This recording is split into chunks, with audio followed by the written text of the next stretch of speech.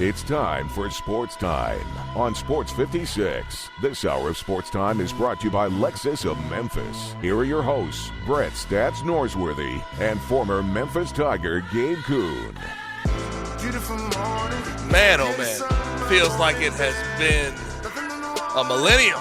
Feels like it's been a long time since we've been in the studio together, but it's Monday, November 29th, 2021, and you are listening to Sports Time on Sports 56 with Gabe Kuhn and Brett Stats Norsworthy. Brett, good day to you. Good day to you, Gabe. It's great to see you. I was glad to break bread with you. And also, as we come on the air, breaking news, the Tigers have formally accepted the Hawaii Bowl. And you can get your tickets at Tiger Tickets at Memphis.edu. Purchase tickets using the link Tiger Tickets at Memphis.edu. You headed to Hawaii? And nothing but a swift 14-hour plane trip. I probably won't be headed there, but 14 hours. We'll play a team from the Mountain West. Yep. That'll be on Christmas Eve for most of us watching on the telly. And I love watching the Hawaii Bowl late on Christmas Eve. I was going to say, that made my Christmas Eve a lot more fun. I'll say that much. But 8th straight year being in a bowl game, still fantastic. Huge. It just massive, that win that they got. You can't really overstate. You planted that seed, Gabe. You should be very proud of that. Very true. Very true. Bryant Dacus, of course, producing the program. Bryant, good day. Doing well? Good afternoon. I'm doing great. Everyone have a good Thanksgiving. Great. Yeah. Yep. So good. So much to be thankful for, and I had a blast. Absolutely. First hour of our show brought to you by Lexus of Memphis. We're always live from the Family Leisure Studios, where family and fun come together. Get there, Family Leisure, 2120 Whitten Road, just north of I-40. Like I said, plenty to get to today. Rivalry week has come and gone. Tigers, again, bowl eligible for the 8th straight year. They'll be going to Hawaii against the Mountain West team. Tiger basketball goes 1-1 in Brooklyn. A lot to break down there. Want to hear your text, 901-360-8255 on the AutoZone listener line. Get in the zone, AutoZone. Also, over the weekend, Grizzlies had a scare with John Morant getting hurt. Go 1-2 over the weekend. Frightening. And it was kind of tough. But John Morant looks like it'll just be a knee sprain. Looks like the timetable is weeks instead of months, which is what people were scared of. There's no question about it. What we have going today, 4 o'clock, as always, David Cobb from CBS Sports, talking college football and college basketball. 5 o'clock, Evan Barnes joins us from the CA, talking Tigers football. 5:45, Taco Bell crunch time, and we'll get out. Like I said, autos and listener line, 901-360-8255. Also, watch us live and message us on Twitter, YouTube, Facebook, Twitch, and at sports56whbq.com. Looks like you got to see a bunch of rivalries. You got an Egg Bowl on Thursday. You ended up at the Iron Bowl on Saturday. How was it? Both were terrific. Both well competed. My persuasion won on Thursday night. My persuasion won on Saturday afternoon, but it was well competed from both sides. And I just want to tell people, we hear so much about these Southern college football rivalries and the enmity and the vitriol and the hatred. I saw absolutely none of that at both places. There's got to be some drunk idiots every once in a while. There's a rando in every crowd. I mean, there's a rando on Broadway. I mean, there's a rando at a Christmas parade. There was really one in Waukesha. I don't mean that, but Thursday night, I've never had any mistreatment from Mississippi State fans. Right. Never. And at the Iron Bowl, I mean, everybody was tailgating together. Mm-hmm. I know how that works. There's always going to be a certain amount of vitriol between those fan bases, and that gets the publicity. It's much, I tell you, most of this crap's on Twitter. It's played out more again on Twitter, social media, and by certain media members covering the game than it actually is when you're you live actually have to sit by somebody and be around them. You wouldn't say some of that garbage. Mm-hmm. But I thought both games so well competed, and the Iron Bowl. Probably the biggest Alabama win ever at Auburn. Now, they haven't played that many times at Auburn, and in Nick Saban's own house of horrors, in the only place that he's really had that, and to just pure steal that game. Alabama, offensively, they are just not quite what they should be. Offensive line-wise, what is going on? They have the dudes up front. They have guys. Evan Neal's going to be one of the best offensive tackles coming out of the NFL draft. He plays left tackle. But they cannot run the ball. They cannot run it a lick. And it's unbelievable to think about that because that's something where you sort of just take for granted with that offense. And I don't know if it's a Bill O'Brien thing. I don't know if it's a Doug Marrone thing. I have no idea what the situation is. They never throw to a tight That end. Alabama offense is just not what it was. And when Jamison Williams got kicked out of the game, it was tough to sort of spread the ball around. Did Nick Saban even know who Ja'Cory Brooks was? He didn't. Post game, he was rolling through the names of the players, and he John Mechie played well, and he said Brian 7. Robinson, number 7, played well. Bryce Young, I don't think he had a clue. Number 6, Sanders, the third string tailback, he's in. Number 7's in, and I asked the person by me, I said, "Who's this personnel grouping?" I know Alabama football pretty well, and I didn't know a lot of those guys out there. Now, what they did defensively all day and the game plan against T.J. Finley was really easy. Right. T.J. Finley's just not all that great. That's He's not. The truth of it. Very limited. He throwing the ball is not a strong suit of his, and then running the ball. That Auburn offensive line had no chance. Had no prayer. I'll give Alabama's defensive line and in front 7 they stepped up. I'll give them credit. Tank Bigsby 29 rushes for 63 yards. But it was a punt fest for 55 minutes. It was, and then I still don't like the OT rule. It was the worst game that ended in a historic style maybe that I've ever been to. I still don't like the OT rule. I still hate it. I can't stand the free kicks. And that's what we're down to. But I will say up front, I don't have a better way. I don't know a better way. Keeping it as it was is fine with me. I had no issue. But we turn our big guys, Gabe. We turn you and offensive and defensive linemen into pure D zombies with every passing overtime. Well, at some point, it's a war of attrition at that point. You have to try to will yourself through a game. If it's going to be that competitive, somebody's going to have to tap out first, and whoever does loses the game. But Bama won never leading. Ole Miss never trailed. That was the difference in the Egg Bowl. And to think about also in the Iron Bowl, if Tank Bigsby doesn't go out of bounds, doesn't get forced out of bounds by Jordan Battle on that 3rd and 1, or it was second and long, turned into 3rd and 1 with the clock stopped. If he doesn't go out of bounds there, Alabama loses that ball game. And a bunch of Bama fans had left by that point to be in the college football playoff. A bunch had bailed. There's a lot of people that didn't see the victory celebration. Mm-hmm. And it's why I never leave early. I haven't really gotten to talk to a bunch of Bama fans about how they feel about this season. I've got to imagine they want a lot of coaching switches coming into the offseason. Well, they're always calling for Pete Golding. Yeah, Pete Golding. But his grouping saved the day Saturday. Right, but then you talk about Bill O'Brien, who may be mentioned for Doug some of his Marrone, coaching. they're after him big. Doug Marrone, and I understand that too. That O-line has got to be better with some of the horses, with who they have on that O-line. Best players in the country. Yes, and the running back, I like Brian Robinson. I think he's good. It's just so inconsistent. So inconsistent. The most picked apart 11-1 team ever, isn't it? Yeah, but it's just not the same. And that's what a lot of those guys are going against. They're going against that high bar, that impossible Bama bar, and they may not be able to get over it against Georgia. And now the SEC championship game, it's been set, but everybody's thinking it's going to be a slaughter. I don't. We'll talk about it more as the week wears on. The Tiger basketball team, Wednesday and Friday night, the win wasn't beautiful, and the loss was plug ugly, but Tiger football on Saturday, you were there. Savior of the weekend, really. Save the weekend. Because Who would have thought? Yeah, I was going to say Memphis basketball, talking about Tigers and Grizzlies, this weekend was it was tough through Thanksgiving. A lot of bad things happening. With Memphis on the front of the jersey, it was rough stuff.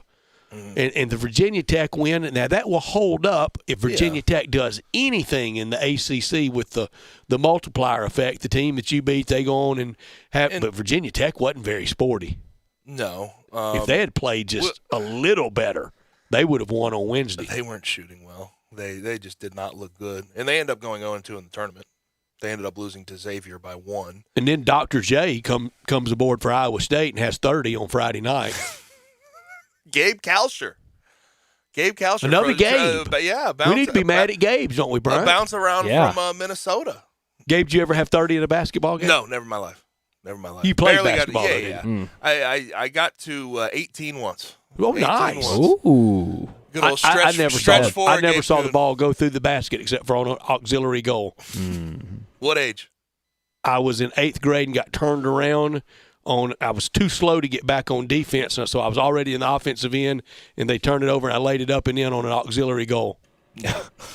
No bucket. Real quick before we get to the Tigers-Tulane, Egg Bowl, it looked. I mean, good job all around by Ole Miss to just sort of get a defense workman's like win. Nothing special that you saw from the offense. Nothing insane. Matt Corral's last game, Dontario Drummond's last game, and they showed 14 up. catches for Dontario Drummond. They showed up. They made it special. They did. The running backs as a group once again ran really hard, mostly Ely and Snoop Connor. Wasn't much from Henry Parrish. But Matt Corral, another gutsy effort. Only quarterback in college football to throw for over 3,300 yards and rush for over 500 yards. Only had the 4 picks on the year. Had the late game pick when probably should have just been running the ball. And Jet Johnson made a great play, and he played a great game for State all night. How open do you think his Heisman opportunity is, realistically? To get invited or to win it? To win it. It's closed. Okay. To be invited? Wide there? Open. I think we'll be there. Okay. Because C.J. Stroud losing the game, he's he out. Lost. Who's it down to? I would say Bryce Young. Kenneth Warren. C.J. Stroud, I guess, would still be involved. He probably invited, but A little like Corral. Yeah.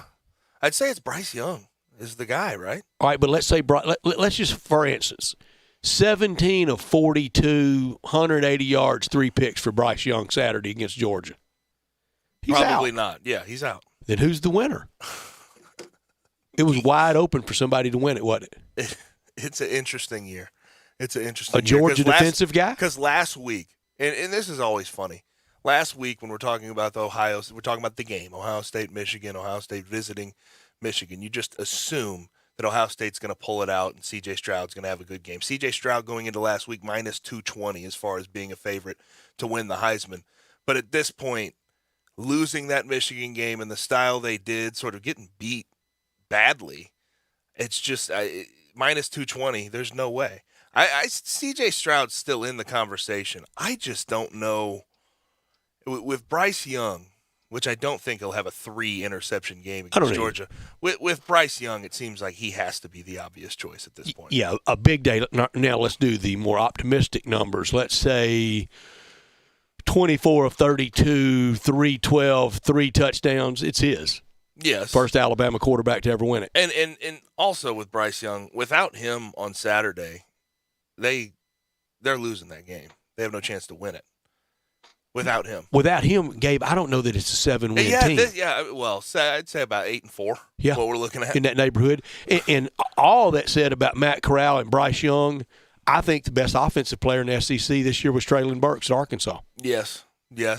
And statistically, he's up there as far as all-purpose yards go. And I love the way they use him. It's very fun to watch how Kendall Briles gets him involved, put him in the backfield, run stretch plays, throw it out on the edge. He can run any route in the route tree. Get the ball in his hands. And honestly, this is going to be a sort of random reference to draw here, but do you remember Laviska Shenault from Colorado a couple years ago? Yes, I do. They use him very similarly, but Traylon Burks is very good at getting in and out of his breaks, and I feel like he will be a very, very productive pro too. He will be. Also, you can have fun through the rest of this weekend and into the next round of holidays with FanDuel Sportsbook. Brett Norsworthy here for FanDuel. They're thankful for you. That's why they're giving all customers up to a $100 bonus on same-game parlays. You can feast on the NFL all weekend, turn little bets into big paydays with same-game parlays. This weekend, take your pick. Have that game you like. Payouts in as little as 2 hours. Easy use, safe, and secure. Great offers for new and existing customers. Log on to FanDuel Sportsbook app and unlock your same-game parlay bonus today. Plus, if it's your first time betting with FanDuel, you can also enjoy a risk-free bet up to $1,000 when you sign up with promo code CASH. That's promo code CASH. Exclusively at the FanDuel Sportsbook app. Must be 21 or older. Present in Tennessee. Bonus issued as non-withdrawable site credit. that expires in 7 days. Max bonus $100 plus 400 odds or longer. Wager required. Restrictions apply. See full terms at FanDuel.com/sportsbook. Gambling problem? Call the Tennessee Red Line at 1-800-889-9789. This hour of our show brought to you every day by Lexus of Memphis, the one and only Lexus dealership in Memphis, and the Christmas decorations going up when I was there today at 2600 Ridgeway and online at lexusofmemphis.com. Call them at 901-362-8833. Great offers on the few remaining 2021s, 2022s taking over. Driving luxury and confidence knowing that every new Lexus comes with complimentary first and second maintenance services, and that service department there, it is really special what they do there. Stop by Lexus of Memphis at 2600 Ridgeway and put yourself in the driver's seat of the all-new 2021 or 2022 flagship LS500, and you'll be looking and you'll be driving in style. When you purchase a Lexus, you get top-of-the-line engineering and design, and they make for the luxury driving experience. Online at lexusofmemphis.com. Experience amazing. Experience amazing at Lexus of Memphis. Top story of the day. Top story of the day has to be the coaching carousel. My gosh, it is spinning out of control, and we knew it would at this point. You were correct about the Florida job. It's already been filled before Wednesday of this week. Billy Napier Do you remember who first suggested Lincoln Riley to USC? I think it was you. Way back. I think it was you. But Billy Napier gets the job at Florida, grown up in there, a guy that workman-like attitude is sort of a due time. It took a while for him to get up out of Louisiana Lafayette. Who's going to fill that job? That has a lot of intrigue around it as far as a Group of 5 job is concerned. But Billy Napier finally gets his name to a big job in the What Power about 5. Tom Herman at Louisiana? Hey, I don't mind that. And there's some coaches out there that I think at the lower levels could do good. Look at my former coach, Justin Fuente. I know he would. That's a guy who could take over one of those Group of 5 jobs and be relatively comfortable. I mean, we know he can coach. Yep. Okay, so it didn't work at Virginia Tech, didn't work for Tom Herman at Texas. How many has it worked for at Texas? That doesn't mean that it's over with. That doesn't mean you can't coach.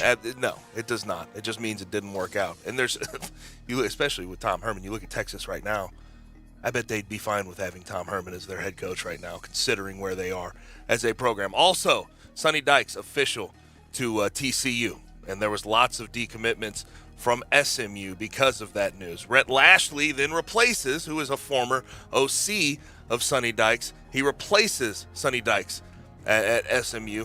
He just got hired today. Jake Dickert is official at Washington State. Funny thing about that thing. Is he any kin to Dicker, the kicker at Texas? He's not. He's Okay. not. Jake Dickert, when I was getting recruited out of high school, going to Southeast Missouri State for one of my official visits, he was the area recruiting coordinator. Wow. I'm actually very familiar with Jake Dickert. Good guy. Very good guy. And also, this is just coming down. Looks like Jacksonville State is centering in on Rich Rodriguez as their possible next coach. But the big one is clearly Lincoln Riley to USC. And what he said was, I will not, after the game, after Bedlam, after losing 37-33 to Oklahoma State, I will not be the next head coach at LSU. He didn't lie. He didn't lie. And it looks like Bob Stoops is going to be the interim coach for the bowl game, at the very least, for Oklahoma. But this is looking bad for Oklahoma because they're in a weird, precarious situation. This is a guy that they figured would take over the program, help the transition to the SEC, be the guy to get them to the promised land. All of their recruiting is falling through right now. 5-star 2022 running back It's Malik a kick Brown, in the shins for him. decommitted. The only Oklahoma coach I can ever remember leaving for a better job was Chuck Fairbanks leaving for the New England Patriots, and then Barry Switzer took over. Brett, I want to ask this to the text line. Can you remember a time where you had a switch from a premier program to another premier program like this? I don't know if there's one Does comparable Jimbo count? to this. I don't know if Jimbo's quite there. Is A&M premier? Is Because FSU premier? Florida State is where Oklahoma is a better job than Florida State. Oh, yeah. Oklahoma's a better job than A&M. So, Oklahoma's resume is better all time than USC's. More national championships, more wins. But same number of Heisman Trophy winners. As far as the 5-stars that were committed to Oklahoma, they're all leaving. Malachi Nelson, a 2023 quarterback, 5-star, gone. Makai Lemon, who is a 5-star from 2023, is decommitting. 4-star 2023 wide receiver DeAndre Moore, he decommitted. And guess where they're from? All from Southern California. I wonder where they're going to commit now. I wonder where they're going to go to school. Now, the news is, as far as assistants that will be following him. Alex Grinch, his defensive coordinator, will be following him, which we'll see how that works in the Pac-12. Alex Grinch has had his ups and downs as the DC there.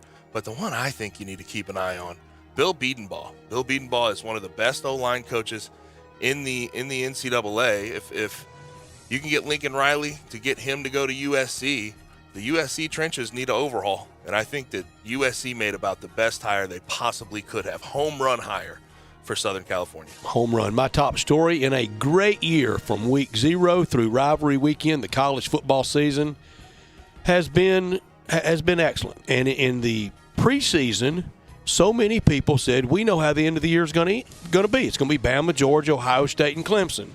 We didn't know near as much as we thought we knew. Almost none of that's going to happen. Georgia's going to happen. In the preseason, we thought we had those locked in and we begged for something different. Well, guess what? We're getting ready to get different. You're getting ready to get Michigan, Cincinnati, and Oklahoma State in the college football playoff, and I love it. Yes, and you look at some of these early lines for championship weekend. Cincinnati, minus 10.5 over Houston.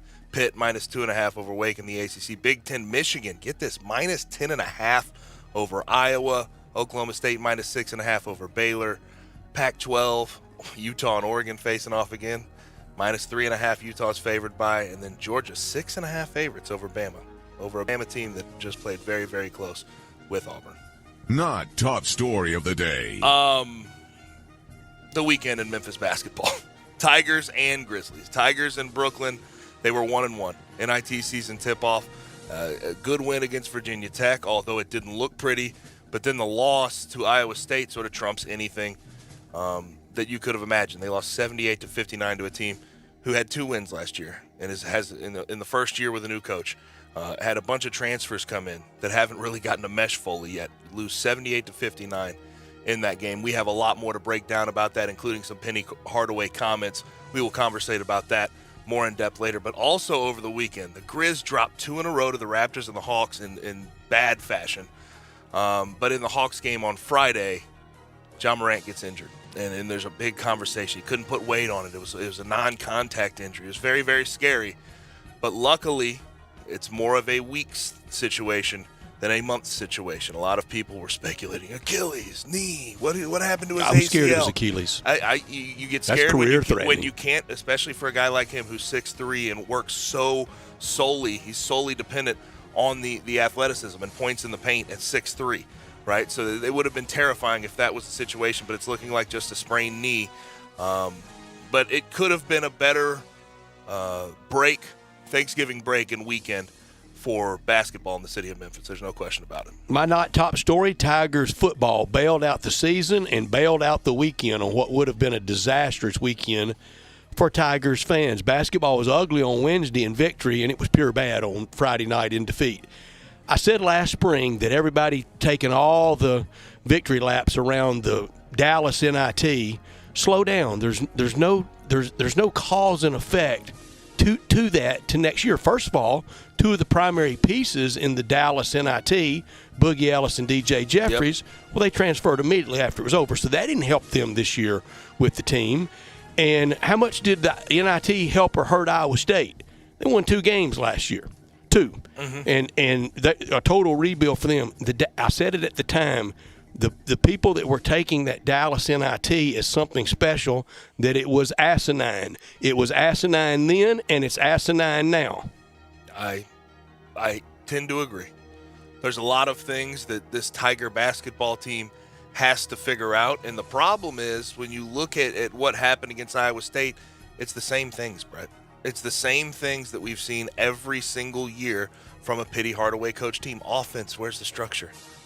Are you going to be able to put the ball in the basket? You have all this talent, but it doesn't seem like they're meshing all that well. What's up with the rotations? We'll break down a lot more of that at the bottom of the hour, but when we come back, we are going to get to the Tigers and Tulane recap. Tigers get bowl eligible for the 8th straight year. They will be going to Hawaii. We're waiting on an opponent right this second, but we'll get to that when we come back on Sports 56 98.5. Hey, this is Anthony Sane. Peter Edmiston and I have moved. Instead of Sports 56 mornings, you can now join us every afternoon from 1 to 3 p.m. for the all-new Sports 56 Grind Time. right here on Sports 56 and 98.5 FM. If you were to look up comfort food in the dictionary, you should find a picture of the menu from Sunrise on Jefferson. Whether it's for lunch or dinner, there's simply nothing like the food at Sunrise. Breakfast is served all day, every day, with house-made biscuit sandwiches like the usual, with bacon, egg, and cheddar, or the Rooster, with a fried chicken breast, house-made pickles, and Tabasco honey. At lunch, tuck into a downtown burger with bacon and cheddar, with a kickin' chicken salad. I think the name speaks for itself. If you're craving great food served fresh and fast, you're looking for Sunrise. The Christmas sale is happening now at Family Leisure. Did you know that's where Santa goes to shop? Oh, yes. Why?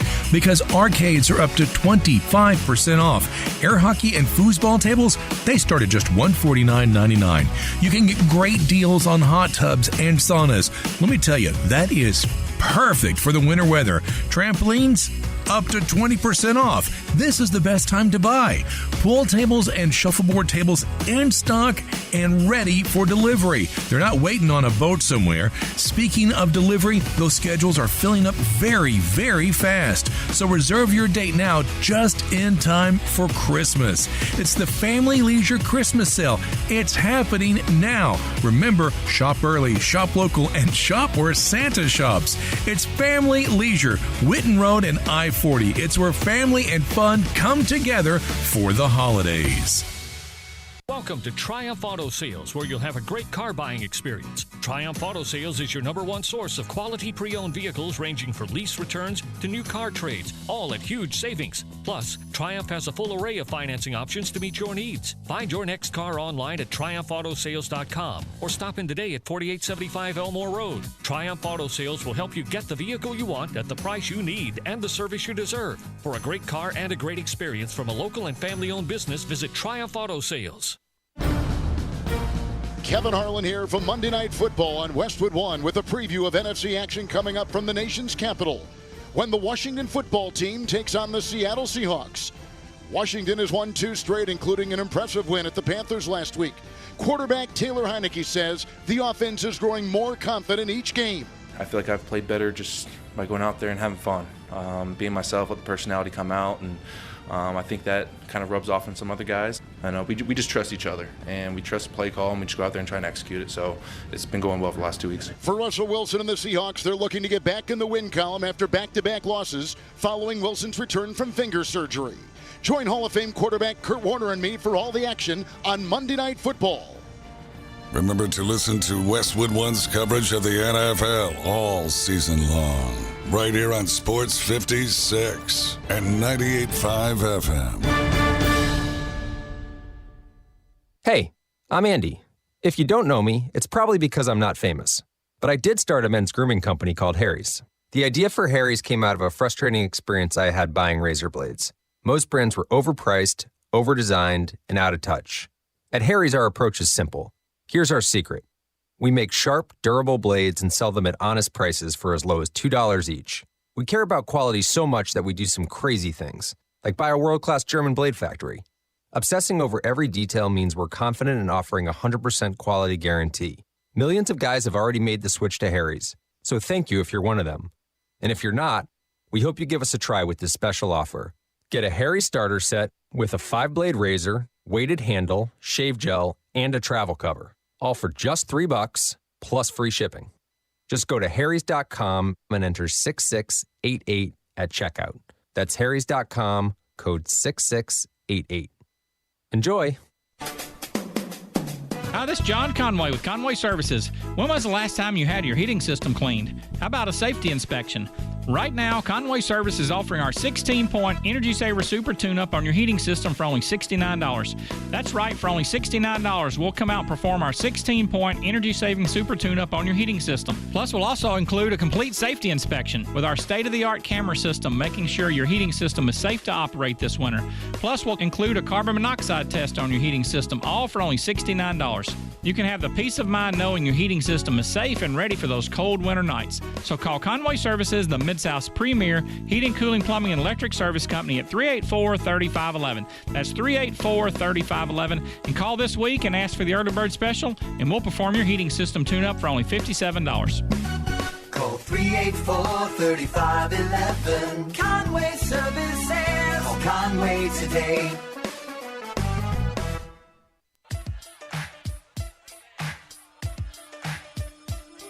Now, back to Sports Time on Sports 56. This hour is brought to you by Lexus of Memphis. Here once again are Brett Norsworthy and Gabe Kuhn.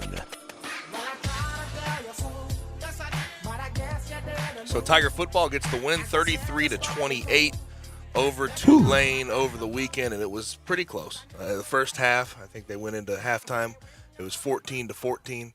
It was definitely a closer game than I think a lot of people wanted to see. But again, 33-28, Tigers are going bowling for the 8th straight year, and they'll be in Hawaii for that bowl game. That is so good to end in this style. I'm sorry for a lot of things that has happened to Ryan Silverfield in his tenure. First of all, on day one, he knew the pressure was going to be heavy in following the mega successful runs of Justin Fuente and Mike Norvell. He took over the Tiger football program when the expectations are at its zenith, at its all-time highs. I'm very sorry that he had to deal, as everybody did last year, with COVID in his very first year. There's no playbook, guidebook for that. I'm sorry he took over, and because of COVID, the financial restraints that Tiger football's operating under has happened under his watch. I'm very sorry that he took over at a time that everybody knows the Tigers have to get in the Big 12. There was no way to take a step back and go 5-7 and end that bowl streak. He had to win Saturday night. It was a step back regardless, though. It wasn't going to be fireable. We said that clear. Right. We would have said it today if he had lost. Well, here's the thing. But he had to win that game. There was a fireable situation. If you go out and you have a dejected team that loses that game by 21 plus, you have to have that conversation. I don't know that they could afford whispering. And now, granted, yes, that's probably the conversation. As far as monetarily, maybe you couldn't afford it. I mean, it's going to be financially strapping to go to Hawaii and back. If that would have been the case, if they would have lost that final game of the year by 21 plus, you wouldn't have helped it. You couldn't help it. As far as the fan base is concerned, I don't know how you could have sold season tickets for next year. 5-7, and trying to sell season tickets going into next year would have been completely impossible. But they won. They won and averted that, and now we'll have happy Tiger talk leading up to the bowl game, win that bowl game over a Mountain West team, finish 7-6, have some momentum heading into the spring. You can sell some season tickets with that. Maybe get a rumor or two about Big 12 prospects. You can sell some season tickets with that. But Saturday night had to be won. He got it won. Congratulations. It's been a lot of pressure on Ryan Silverfield in his 2 years. And I want to open up the phone and text line, AutoZone listener line at 901-360-8255 for any Tiger football or basketball talk for the second half of this hour. Know we have some texts already waiting. We'll get to those here shortly. You can say it's happy talk leading up to the Hawaii Bowl, but deservingly, Brett, I'm not sure it's all happy. You look at what they have to do this offseason to even be in a position to compete at a high level next year. There's a lot of things they have to do. The run game was miserable back half of the season. Again, disastrous. When you look at almost what they as poor did as the point guard Tulane, play. once you look at what they did against Tulane, who is not a very good defense, 33 rushes for 53 yards. Back half of the season was miserable again.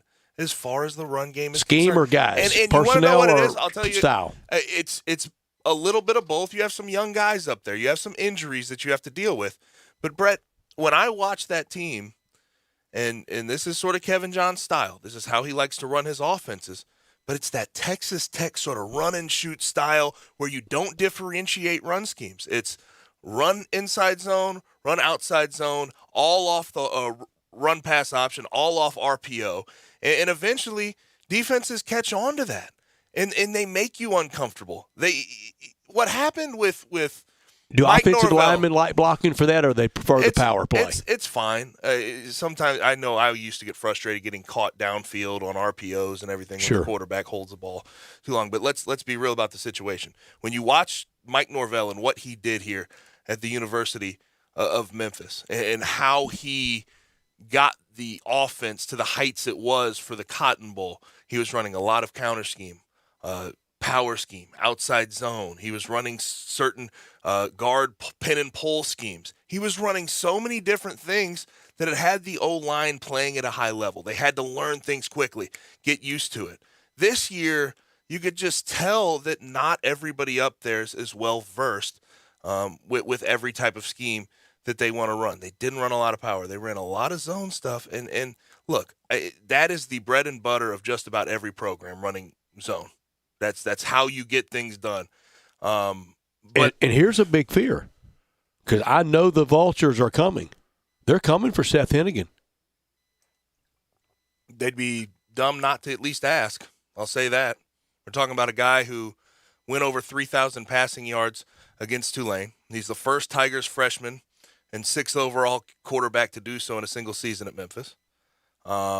He was fantastic, 302 passing yards per game. And that's what last year, there was a big issue with the transfer portal, Brett.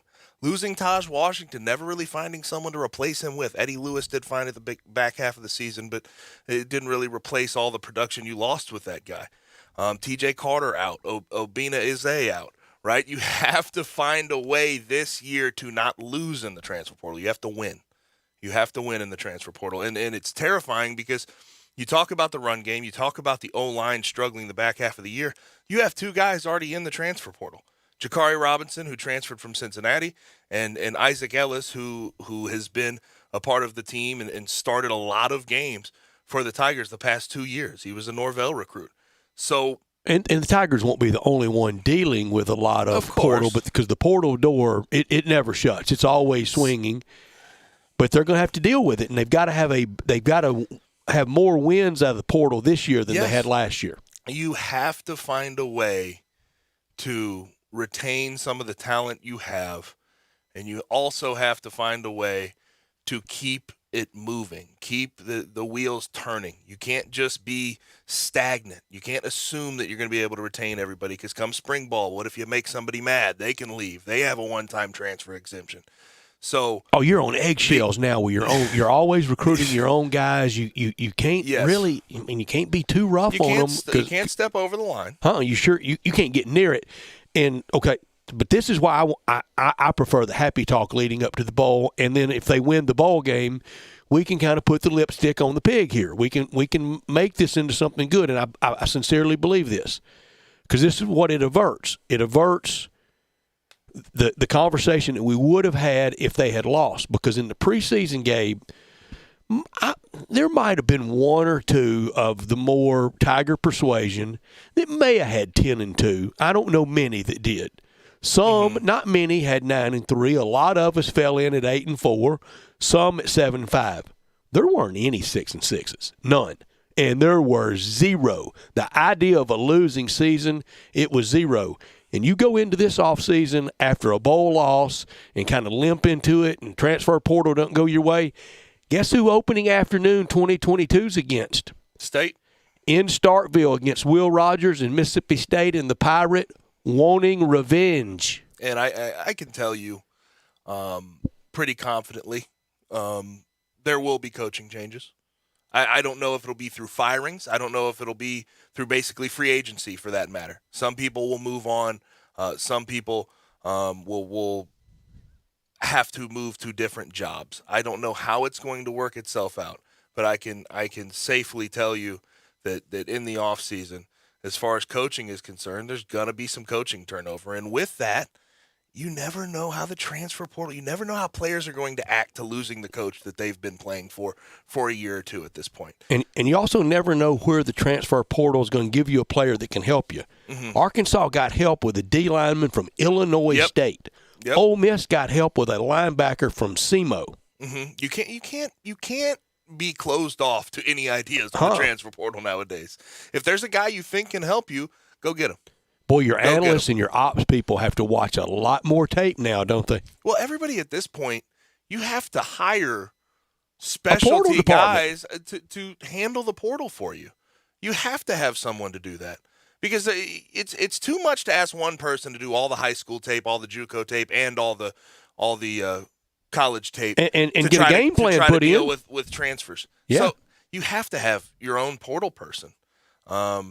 But when we look forward to what the Tigers are going to play in the Hawaii Bowl, I've seen Nevada, I've seen Hawaii themselves. Hawaii is 6-7 this year. They had the extra game, and usually they play there, play in the Hawaii Bowl. Are they eligible? Are they one of the 83 eligible for the 82 bowl spots? They're eligible, but they're one of the lower tier eligible teams, so they could be one that ends up being left out of a bowl situation. You don't want to play Hawaii because, man, they'll run their own referees in there on you too. And you have to deal with jet lag. They're from there. They're okay with that. They can play there in Hawaii. Now, they no longer play at Aloha Stadium, do they? No, they don't. They play in a 9,000-person stadium. It'll be cozy. Yeah. I guess that's the word you could use for it. But they will be playing in Hawaii. But in the stadium Saturday night, did you feel a sense of urgency of, oh, no, this can't go wrong? Yes. But the first half, if we're being honest, I thought Tulane was the better team there for the first half. Nightmare year for Tulane. Yes, and I don't think Tulane's a bad team by any stretch of the imagination, but you sort of you figured out why they are where they're at because the amount of turnovers. I think they had 4, and they had 1 on a kickoff return. Michael Pratt, I like Michael Pratt, but he makes mistakes with the ball that are just completely unnecessary. I used to love him. I just like him now.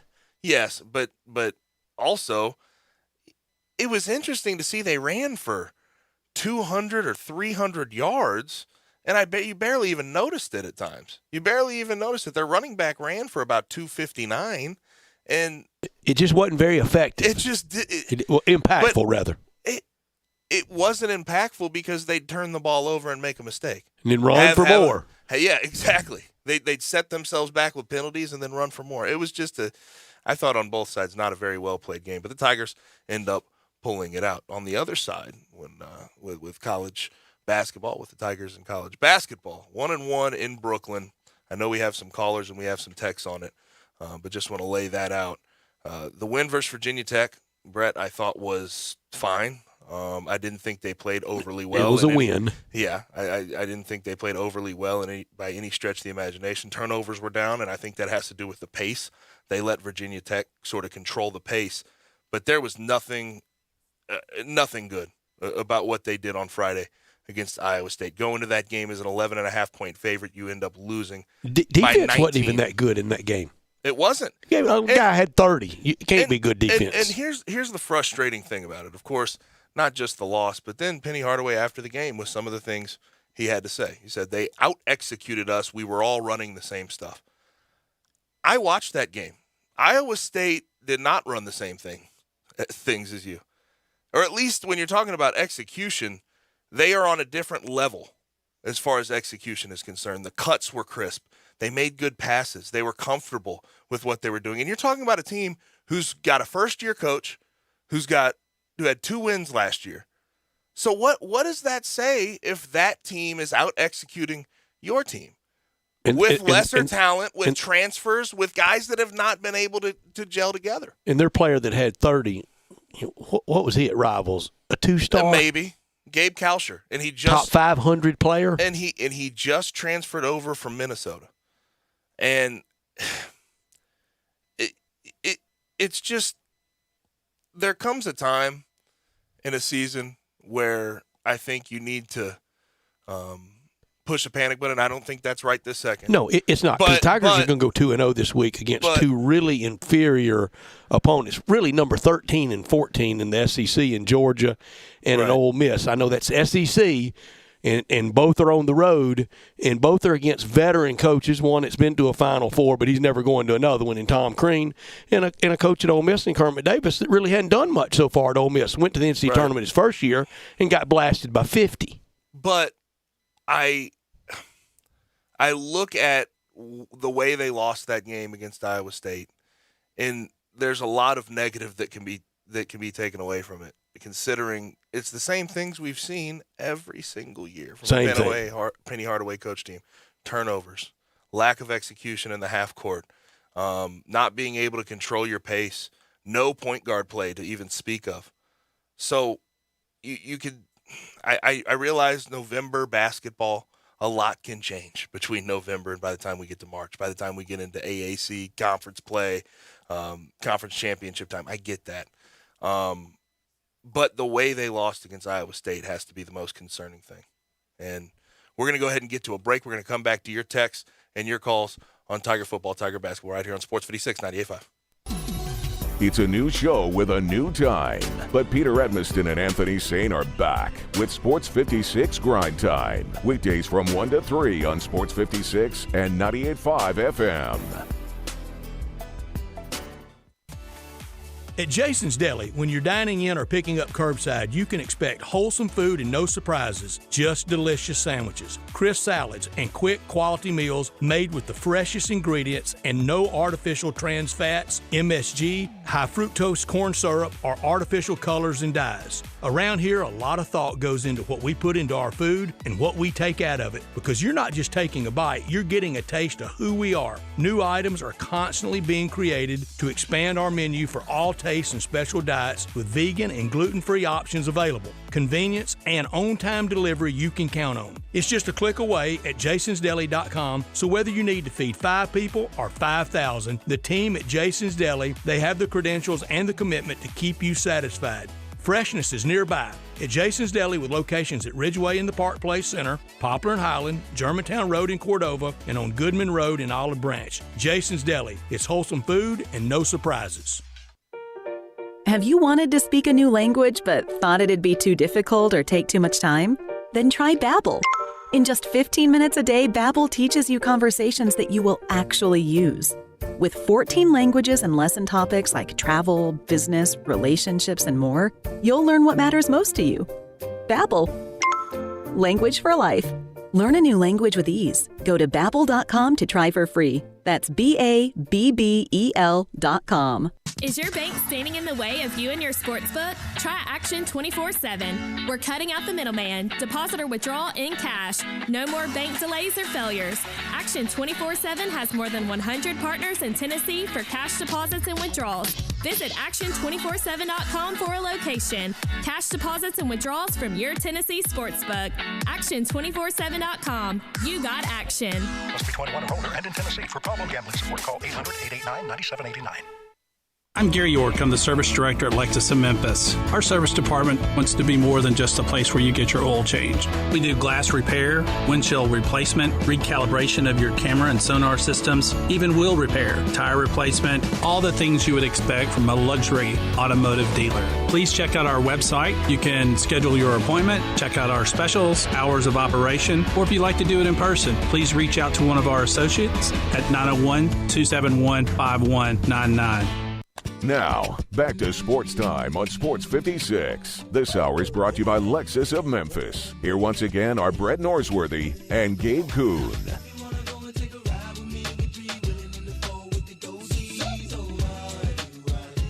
Got some text here on the AutoZone Listen Line and also online on Twitter, Facebook, YouTube, Twitch, and at sports56whbq.com. We'll start with Tiger football. Somebody says, I believe Memphis had high hopes for the 2 guys from Michigan State and the wide receiver from Arkansas from the transfer portal. Did they do anything at all?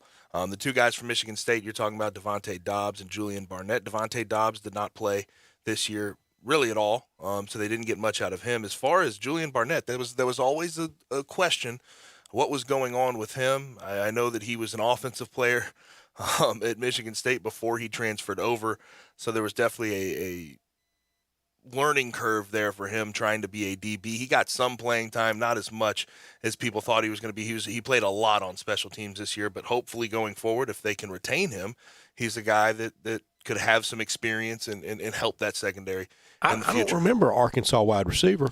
I believe that's Shamar Nash. Is that correct? Yeah, Shamar Nash did not play this year, so I completely agree with that. Another guy though, Grant Gunnell, that they got out of the transfer portal, who definitely fell through pretty early because of some injury issues, and we'll see what he decides to do this offseason. But everything sort of points to him staying around at this point. A lot of things can change between now and then, though. I think he's planning on being able to compete for the starting job. We'll see what Seth Hennigan does. There's a lot of questions about the transfer portal going into this offseason. Craig from Facebook says, Gabe, can you be a little more positive? 2 wins short of 8. Hopefully Silverfield can learn as a new head coach. Future bright with Seth. got to win the transfer portal. As far as look, two wins from 8 miles from 8. Yeah, it's not my job to be positive. That's what I'll go ahead and put out there. You're also 2 wins from 4. There's no reason that I have to be overly positive in a situation that may not have all positive outcomes, right? Because the transfer portal killed them last year. The transfer portal was an issue. There was a lot of guys that had been playmakers for the team, and for better or worse, they ended up out the door. A 5-point win over a 2-10 Arkansas State and a very fortunate set of occurrence against Mississippi State. And a 5-point win over a 2-10 Tulane team in the year, where they could have been dejected and they stuck in that game until the very end. Tulane did. So look, they won 6. You can play those wins and losses any way you want to. There are reasons to think positively. Ryan Silverfield, for the most part, as far as high school recruiting goes, has done relatively well in the 247s and the rivals and everything else. That's fine. But by next year, if you keep Seth Hennigan around, if you keep Brandon Thomas around, you have to see 6 wins turn to 8, turn to 10, right? It has to be back on an upswing. So look, I'm not saying that I'm not completely negative by any stretch of the imagination on what we're looking at for the Tigers. There's a lot of things to look positively upon. But this year, you can't deny that there was negative involved with this season. Gabe, here's another 2. 2 years removed from playing in the AAC championship game to now being fortunate to be in the Hawaii Bowl. Yeah, exactly. So there was a step back on special teams. You're going to have to deal with coaching switches. You're going to have to deal with players in, players out, getting synergy between those guys. So we'll see how it works itself out. Very, very fortunate, though. And I know you just sort of, I'm not going to say poke fun, but made light of that. But you are very fortunate as a program to be in a bowl game for the 8th straight year. And it could have been disastrous. It could have been disastrous not getting to that feat, but they ended up getting to it. So there's some positive there. Someone said, I would rather have a new offensive coordinator or a new special teams coordinator. Oh, no, they're asking, would you rather have a new offensive coordinator or a new special teams coordinator for the Tigers? You know what? I guess is there a rule against both? There's no rule against both, but if you're asking either or, I think you should know, if you listen to the show with any regularity, where I stand on this. Special teams have taken a massive step back this year. Just a massive step. And Brett, how'd you put it? 10 steps back. It has been a sadly heck of a year. Special teams in the most important time ever. Now, David Kemp, I do have to give credit to. I mean, he won Special Teams Player of the Week this week with 3 extra points, 2 field goals. He looked better as the year went on, but the punt team struggled. And Hennigan, Offensive Player of the Week.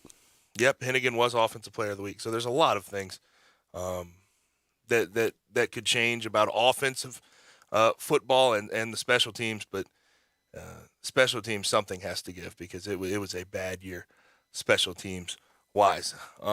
Real quick, let's get to our caller, Mike. Mike's been waiting for a heck of a long time. He wants to talk Tiger basketball. Mike, how are you?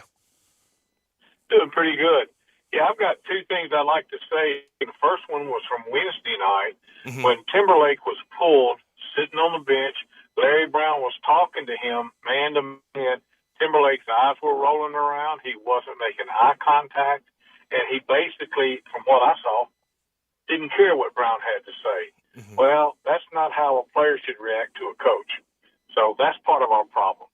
The other problem is against Iowa State, after the game, Penny talked about, we don't do this in practice, we don't do this, we don't drive the ball down in.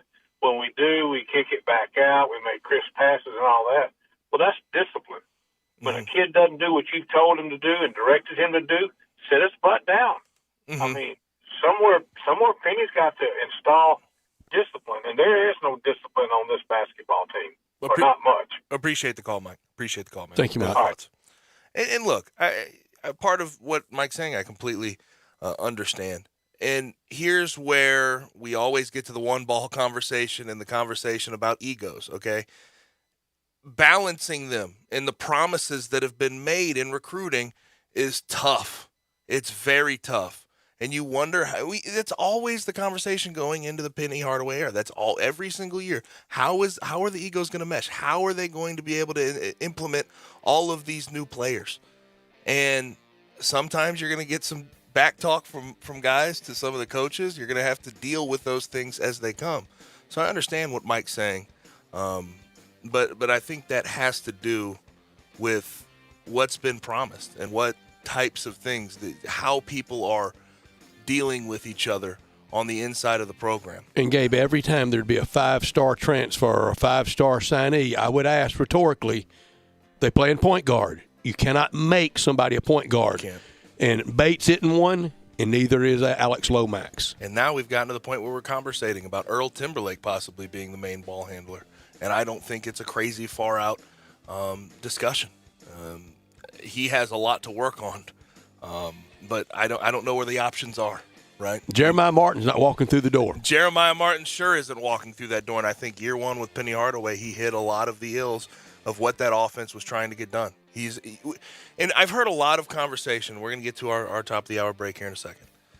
I've heard a lot of conversation about, well, Chris Paul. If Chris Paul was the point guard, this offense wouldn't be able to move.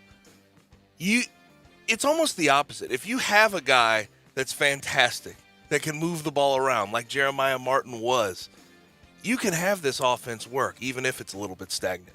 But you have to have a guy who can get in there, use the dribble drive, kick the ball out, get the ball moving. But they just don't seem to have that guy yet. And it's certainly an unfortunate situation. That'll do it for hour number one. We'll come back. We have a bunch of texts that we have to discuss on the other side. Hour number two, we're going to have David Cobb to start the hour. 4:30, we'll talk some SEC.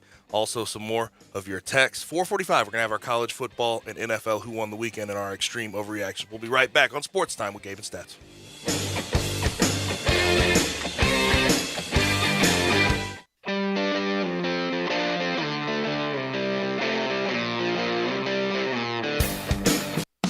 Brian Elder's Roofing Solutions. I'm Brian Elder, 867-0303. Hurricane season is upon us. Is your roof ready? Are your shingles laying down and sealed properly? Call me right now, 867-0303. They say you get what you pay for. That's why my opinion is free. Maybe you've got years of life left in your roof. If so, I'll tell you that. But if I find storm damage or a compromised roof system, I'll lay out some options for you. Don't let them tell you it needs to be replaced if it only needs a repair. Call me, 867-0303. Has your insurance company already seen it and rejected your claim? Maybe they're correct. Most of the time, they're not. They do tend to become more reasonable once I get involved, though. 867-0303. I'll measure your roof from outer space or BrianElderRoofing.com. Call 867-0303. Brian Elder's Roofing Solutions. Hi, this is Lauren Choate with Choate's Air Conditioning, Heating, and Plumbing. Fall is in the air, and so are Choate's Early Bird Specials. Right now, receive $1,000 off the purchase of a new Carrier gas furnace. Carrier furnaces come with some of the best warranties in the industry, and Choate's has been professionally installing them for over 60 years. As a Carrier factory authorized dealer, Choate's also offers competitive financing solutions for you and your family. If your heating system is in good shape, make sure you take advantage of Choate's Early Bird Tune-Up Special for $60. This tune-up is an in-depth 20-point inspection to make sure your furnace is ready for the winter season ahead. So call 347-8086 to schedule your Early Bird Special today. And turn to the experts with Choate's and let our family serve your family. It's not just Santa who's coming to town, it's also your in-laws and their cousins. So time for some gifts from the Home Depot. From doorbell cameras to intelligent thermostats, you'll look smart and save big on the latest smart home gifts. Does your father-in-law like to fix things around the house? Put him to work with a DeWalt 20-volt 2-battery starter kit. Buy one, get one free. That should keep him busy. No matter who comes to town this year, make the holidays yours with savings on tools and gifts store-wide from the Home Depot. How doers get more done. The Black Friday sales event is going strong at Gossett Chrysler Jeep Dodge Ram Fiat on the Pike. Take your pick, 2021 Jeep Grand Cherokee Laredo 4x2 or 2021 Jeep Wrangler Sport, your choice. $549 a month, and they're not leases, you own them. 2021 Chrysler 300 Touring, $31,945 or $469 a month. And hit the road hard in 2021 Dodge Charger, $32,565 or $478 a month. Plus top dollar for your trade at Gossett Chrysler Jeep Dodge Ram Fiat. So if you're looking for our best deal, drive past the rest and come to the best during the Black Friday sales event or shop online, GossettMotorCars.net. If you want it, we got it at Gossett Motor Cars. All 75 months at 3.99 APR, $3,500 down payment, must finance through Chrysler Cherokee, MC 814,357, MSRP 39.9, Wrangler MW 791,095, MSRP 39,045, Charger XST MH 66,088.7, MSRP 34,065, includes all rebates and incentives, PF 695, excludes tax, title, and license with approved credit. See dealer for complete details. Offer valid through the end of the month. Dealer stock only. The Christmas sale is happening now at Family Leisure. Did you know that's where Santa goes to shop? Oh, yes. Why? Because arcades are up to 25% off. Air hockey and foosball tables, they start at just $149.99. You can get great deals on hot tubs and saunas. Let me tell you, that is perfect for the winter weather. Trampolines, up to 20% off. This is the best time to buy. Pool tables and shuffleboard tables in stock and ready for delivery. They're not waiting on a boat somewhere. Speaking of delivery, those schedules are filling up very, very fast. So reserve your date now, just in time for Christmas. It's the Family Leisure Christmas Sale. It's happening now. Remember, shop early, shop local, and shop where Santa shops. It's Family Leisure, Whitten Road and I-40. It's where family and fun come together for the holidays. We are Sports 56 WHBQ Memphis and W253DF Memphis, Flynn Broadcasting Stations.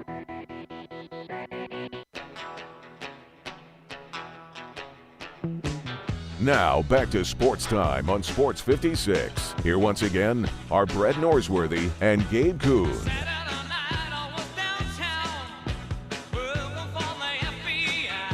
Hour number 2 is here of Sports Time on Sports 56 with Gabe and Stats. Brian Dix, of course, producing the program. Just got done with the hour, the first hour. Talked a lot of Tiger basketball, a lot of Tiger hoops. Talked Lincoln Riley moving from Oklahoma to USC. Just landed this morning to go talk with the officials at USC. If you want to discuss any of that, you have questions, comments, concerns for us, watch us live and message us on Twitter, Facebook, YouTube, Twitch, and sports56whbq.com. Also, text us on the AutoZone listener line, 901-360-8255. We have a lot of texts that we will get to later in the show. Keep them you coming. Guys we'll get already sent in. We promise to get to them. But right now we have to bring on our friend from CBS Sports covering college basketball, college football for them, David Cobb, at David W. Cobb on Twitter. David, how's it going, man? I'm doing okay because I was off yesterday and I've been off most of today. So, I had my David Cutcliffe story ready to go, so my name's on that one. But aside from that, I avoided, in large part, the mayhem of yesterday, and I'm just kind of, trying to catch my breath before diving back into the wormhole tomorrow because it has been absolutely nuts. All right, what was the bigger story, 48 hours. on the field or off the field this weekend from college football? It was insane. It was going to be really hard to top the on field because Saturday was probably my favorite day of college football in a long, long time. But I think Lincoln Riley going to USC is now crazier. Left Oklahoma, right? I mean, didn't leave Kansas State. Left Oklahoma. Mm-hmm. Yeah, he sure did, and I don't see how you can look at that and see anything other than a coach making a calculated move to go to a place where it's going to be easier for him to win championships in the future. Because you go back to when it was announced that Oklahoma and Texas were going to be leaving and going to the SEC, I don't think a lot of people stopped to think about how coaches felt about that. And when they were asked about it publicly, they had to say, "Oh yeah, it's great. Yeah, oh, it was. It's great. I support my administration." Right. Yeah. And hey, it's not going to be easy, and I think we're seeing the ramifications. And David, in my life, there, I was among them. There were Razorback fans in the '70s convinced the Razorbacks could get Barry Switzer to leave Oklahoma to be the successor to Coach Broyles. He laughed. He kicked sand in the Razorbacks' face. Everybody came after Bob Stoops, Ohio State, Notre Dame, the pros. He never left. And now for this guy that hadn't won a national championship yet, like Stoops and Switzer did, to tell OU, see you when I see you.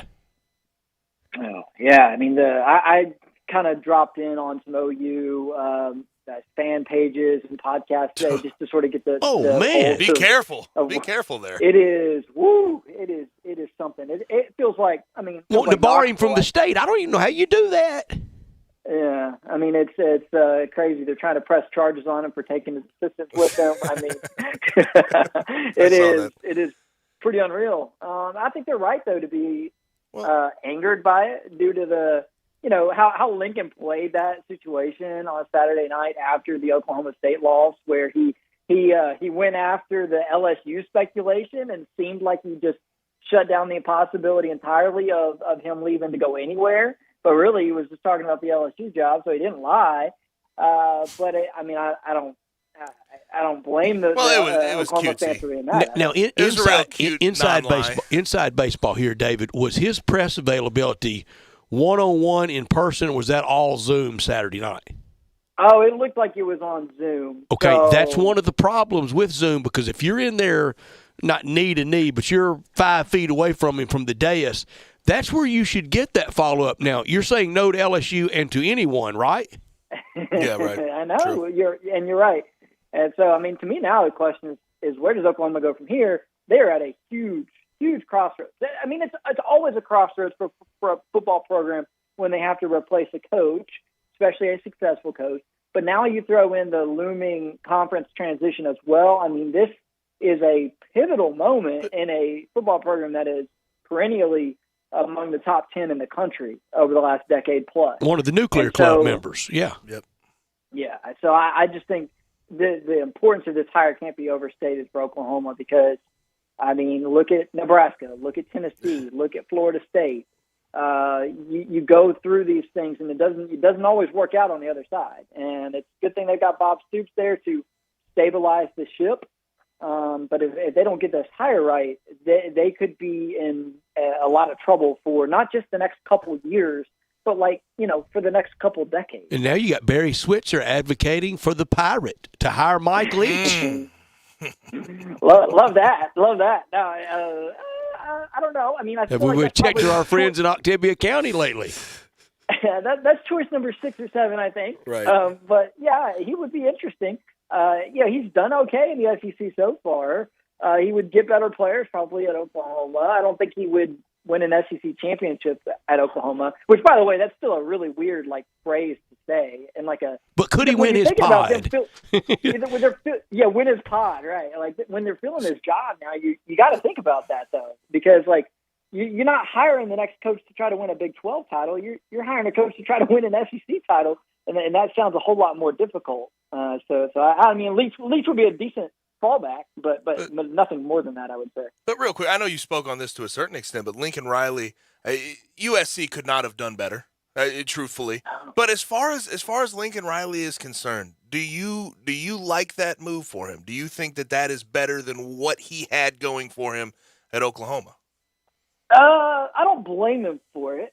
Is it enough better to really justify all that's going to come with it? I don't know. Maybe he should have a talk with Lane Kiffin about that. He left a pretty good job to go to USC and left a riled up fan base, behind him, and went out there and it didn't work out for him.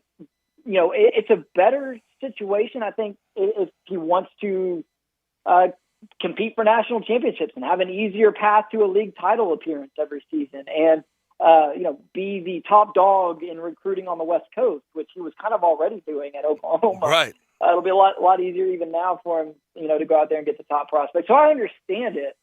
I wouldn't say that it was slam dunk obvious that there was enough of a draw there, to make it a no-brainer for him. I mean, that's obviously why we were all so surprised. But I see it. I mean, I think the narrative coming from this part of the country, from the SEC side of America, is going to be that he was scared of the SEC. I mean, it just depends on how you frame it. I don't think there's any doubt whatsoever that Oklahoma's looming conference transition played a role in this, because you know what? If they had given him some truth serum when the announcement was made that Oklahoma was going to leave the Big 12, he might have said, actually, I kind of like being in a league where we can kind of run the show. And that's where he's going now, is to a league where he should be able to run the show, in the Pac-12 at USC. Are we sure the Pac-12 commissioner didn't pay the buyout at OU? I don't know. That guy's gotten some good luck, though, here recently. I mean, we'll see who Washington ends up with. But, he starts the job right around the time their basketball explodes in the NCAA tournament, and then he gets, Lincoln Riley in at USC. And I don't know. I mean, it's huge for that league, though, because they're really irrelevant in football right now. And I find it unbelievable that through the Lincoln Riley to USC news, you lose sight of an actual hire at Florida. Like it's under the radar. That Billy Napier, page 3. Exactly. That Billy Napier is at Florida right now. What do you think about that fit? Isn't that wild? Yeah, I think it's a great hire. I think Billy Napier checks almost every box that you could reasonably ask for in a head coach, given a lot of names who have withdrawn themselves, from consideration in this cycle with extensions, at their current jobs. And of course, it's not as much of a splash as Lincoln Riley to USC. So if Florida fans are going to try to sit there and compare this hire to that one, okay, maybe it's a little underwhelming. But you're talking about a guy who has been a head coach, and a successful one at that. He's worked for the Alabama machine. He's been a coordinator at the Power 5. I mean, he's done everything there is to do except he's one to big be a Power 5 head coach. Mm-hmm. So, I mean, I think that's as close to – and he's done well in all those roles. So that's as close to an A as I think you're going to get probably for these remaining openings on the carousel. Are you surprised that Lane Kiffin's staying at Ole Miss? Yeah, I wouldn't be – I wouldn't have been shocked if he decided to go somewhere else because – I mean, heck, a lot of people would say this is as good as you can do there. 10-2. Shoot, I thought the some scenarios. Oh, I'm already getting that, David. I mean, we barely got the golden egg back to Oxford, and people are saying do it again next year. Wait a second. We're going to enjoy this one a little longer. Sorry. I know. I mean, with Corral moving on and with them being so close, and their recruiting not being awesome, like I wouldn't have been at all surprised. And I mean, it's Lane Kiffin. I mean, I wouldn't be surprised at anything he does at any point. I am. I guess I would say that I am a little bit surprised that he is, has to this point, stayed faithful. That's not necessarily honestly, I am his too. track record would suggest. Yeah. Yeah. But the only job that really makes sense for him at this moment would be Miami, correct? That's the one we would look at, and they still haven't moved on. Oh, yeah. That's another one that could still open. I mean, that's the thing is this Oklahoma thing has sucked all the oxygen out of the coaching search room. And then there's, you look and LSU's still open. Now Oklahoma's looking for a coach. Virginia Tech, by the way, that one's been real quiet. Almost makes you wonder if they've got something lined up. Then Washington sounds like, going to end up maybe with Kalen DeBoer from Fresno State. So, and then there's still more dominoes to fall. I mean, that's the crazy part about all this. As insane as yesterday was, there's more dominoes still ahead. So it's been nutty, no doubt. Since you brought up the Virginia Tech thing, do you think that, like, when we talk about the old AAC coaches that moved on for greener pastures, Justin Fuente, Tom Herman, how likely do you think it is that they land a head coaching job this year as far as group of 5 or what have you, low power 5? Yeah, I don't know. I mean, you're talking like Fuente getting another shot? Getting another head game. coach? Louisiana. Yeah. Yeah, exactly. There's 2 jobs open in Louisiana that are pretty good jobs, Louisiana and Louisiana Tech. Obviously, Billy Napier has shown that you can get Louisiana to the top of the Sun Belt. And then Skip Holtz had a really good run at Louisiana Tech for a really long time. So I would say, Fuente, absolutely a guy who I think would do well in either of those spots. Either of those would be a really good spot to go and rehab, your reputation a little bit. Because, I mean, I don't think he's by any stretch done for at this stage in his career. Temple, honestly. Like, I've been, that's the one I've been struggling with. That one that I think just opened today or yesterday. And normally you can pretty quickly connect the dots and say, okay, here's 2 or 3 guys who make a lot of sense at a certain job. I mean, I don't really know who that guy is at Temple. I mean, Ricky Ronnie would maybe be the guy who I've penciled in there now. He's done a really good job at Old Dominion after working as the offensive coordinator at Penn State. Rod Carey imploded that program, though. I mean, Rod Carey Yeah. did. He really stabilized it for a couple of years, but then it was downhill every year after that. Honestly, a couple of fluky wins over Memphis are the highlight Exactly. of his tenure. So that's a tough place to win, I think. But heck, I mean, Fuente's had success in the AAC before. I mean, he was looking to get back into the game real quick. Temple could do a whole lot worse. David, Alabama, lucky or good Saturday in the Iron Bowl? Man, I'm gonna go good because of the fact that I think Auburn finished regulation with under 200 total yards of offense, and so I think that Alabama defense was pretty good. And Alabama finishes the season 11-1. All right, so it's not an all-time great Alabama team. It feels like some of those Gene Stallings 11-1 teams. Yeah, this team is not going to win the national championship. I mean, that is clear. However, it's an 11-1 team with a freshman quarterback, and they played the second half or most of that game, without their best receiver, Jameson Williams. So I have respect for what Alabama's done this year, because it's kind of like a pitcher on 3 days rest, who's isn't going to have their best stuff, but finds a way to gut through 5 innings with only allowing 2 runs. Like, that's what I would say this Alabama team did this year. They didn't have their best stuff, but they managed to put together a good season. And along the lines of that, when you're talking about Georgia, and you look around the country and you see Ohio State go down after looking really good back half of the season, they go down to Michigan for the first time in the Jim Harbaugh era. Is there anyone out there that you could see competing with Georgia when we get into the college football playoff? I mean, I can see that Michigan team, if it brings it the way it brought it against Ohio State, they're one of the few teams that might be physical enough to hang with Georgia. Their blueprints are not all that different. They got to get them in a rock fight game. Yeah, and then they're both super physical defensively. I mean, honestly, I don't look at Georgia's offense and see an offense that's a whole lot more explosive or dangerous than Michigan's offense. Georgia's defense is probably a little better than Michigan's, but boy, Michigan was so physical against Ohio State. You only have to win by one. Yeah, exactly. So, I mean, I think, they played 10 times. I'm taking, I think Georgia wins 8 or 9 of those games. But, yeah, exactly. I mean, you get the breaks to go your way. Yeah, I can see Michigan pulling an upset on Georgia under certain circumstances. Who's your SEC Coach of the Year? Ooh, you know what? Honestly, that's tough. There's, I think, some pretty deserving candidates. You could take a powder and vote Kirby. You could take that rags to riches and go Shane Beamer. Yeah. I think Lane Kiffin has a really good case for it as well. You could go the 2-year body of work, and Lane Kiffin wins in a landslide. Yeah, and then Sam Pittman's done a really good job. If Mike Leach wins the Egg Bowl, maybe he's in that conversation. Mark Stoops might have Kentucky at 10 wins for the second time in 4 years if they win a bowl. If Josh Heupel doesn't lose the forgotten Stoops brother, we like to call him. Yeah, a ton of honestly really good candidates and really good coaching jobs done in the SEC this year. Speaking of Mark Stoops, any chance he moves on to anywhere else besides Iowa, if he ever does? I mean, does his brother dislike him that bad that he can't have some stroke for him at OU? I know he's been in the conversation as far as candidates are concerned at OU. Yeah, there's been some smoke around him in LSU and him in Oklahoma. Please, no smoke references today, David.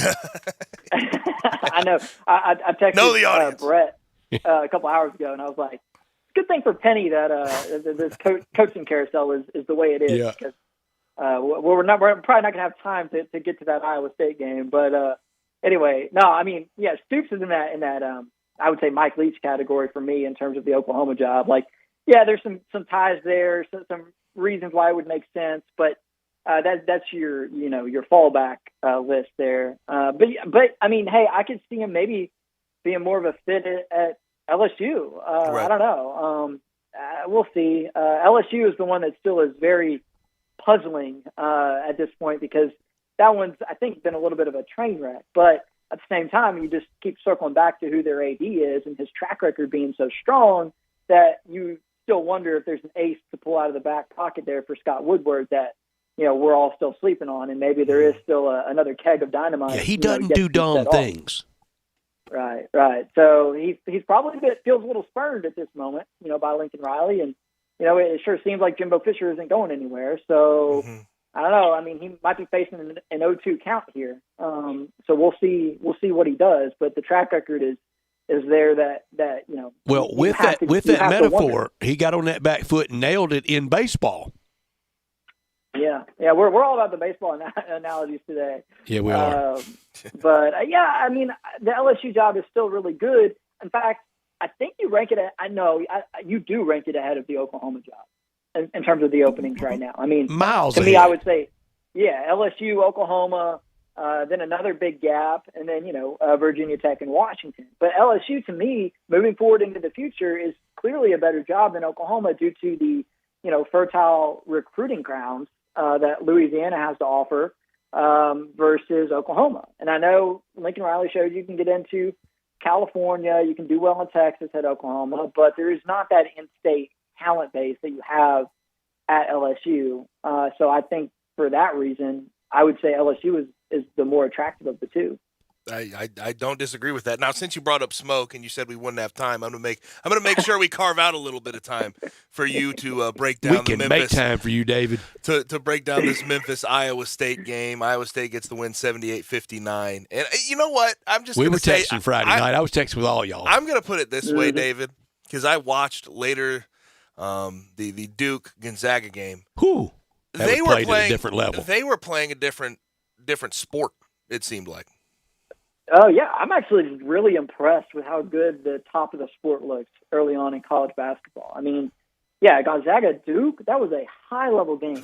Now, that's bad for the Tigers because I've seen at least 20 teams that I think just eye tests are better than Memphis. Baylor looks good again this year, too. It's early. It's very early. They were fortunate to only fall as far as they did in the AP poll today. Arkansas is better.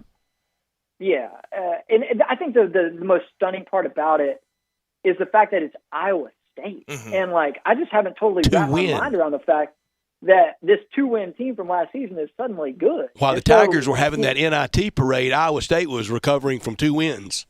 Yeah. And so definitely a huge tip of the cap to TJ Otzelberger. So, we're all going to get our shots in at Penny in this conversation without a doubt, but, you got to give Iowa State some credit because that was a terrible, terrible basketball team last year. And they have wins over Xavier and Memphis and Oregon State, by the way. Those are 3 really, really good wins. So I'll say that, but then obviously, the performance for Memphis was, abysmal, embarrassing. There's no shortage of the adjectives for the way they looked. And but similar, but all too similar. Tigers go 2-0 this week, David, against Tom Crean and Georgia and Kermit Davis and Ole Miss, or we're having what kind of conversation next Monday? Oh, you can't lose to Tom Crean. You can't lose to Ole Miss either. Ole Miss was down late to Mississippi Valley Friday afternoon. Yeah, you could recover from losing to Ole Miss, though, because they're going to at least be a top 100 net team, like an NIT caliber team. Georgia is not. They're awful. They're going to win 2 or 3 games in the SEC, and this will be it for Tom Crean. So you have to win that one without a doubt. I think there's a few things though with Memphis. He needs to start paring down that rotation. I get it. There's a lot of really good players there, and having depth is a credit. But it's only functional to a certain point. So then he needs to pare down the rotation.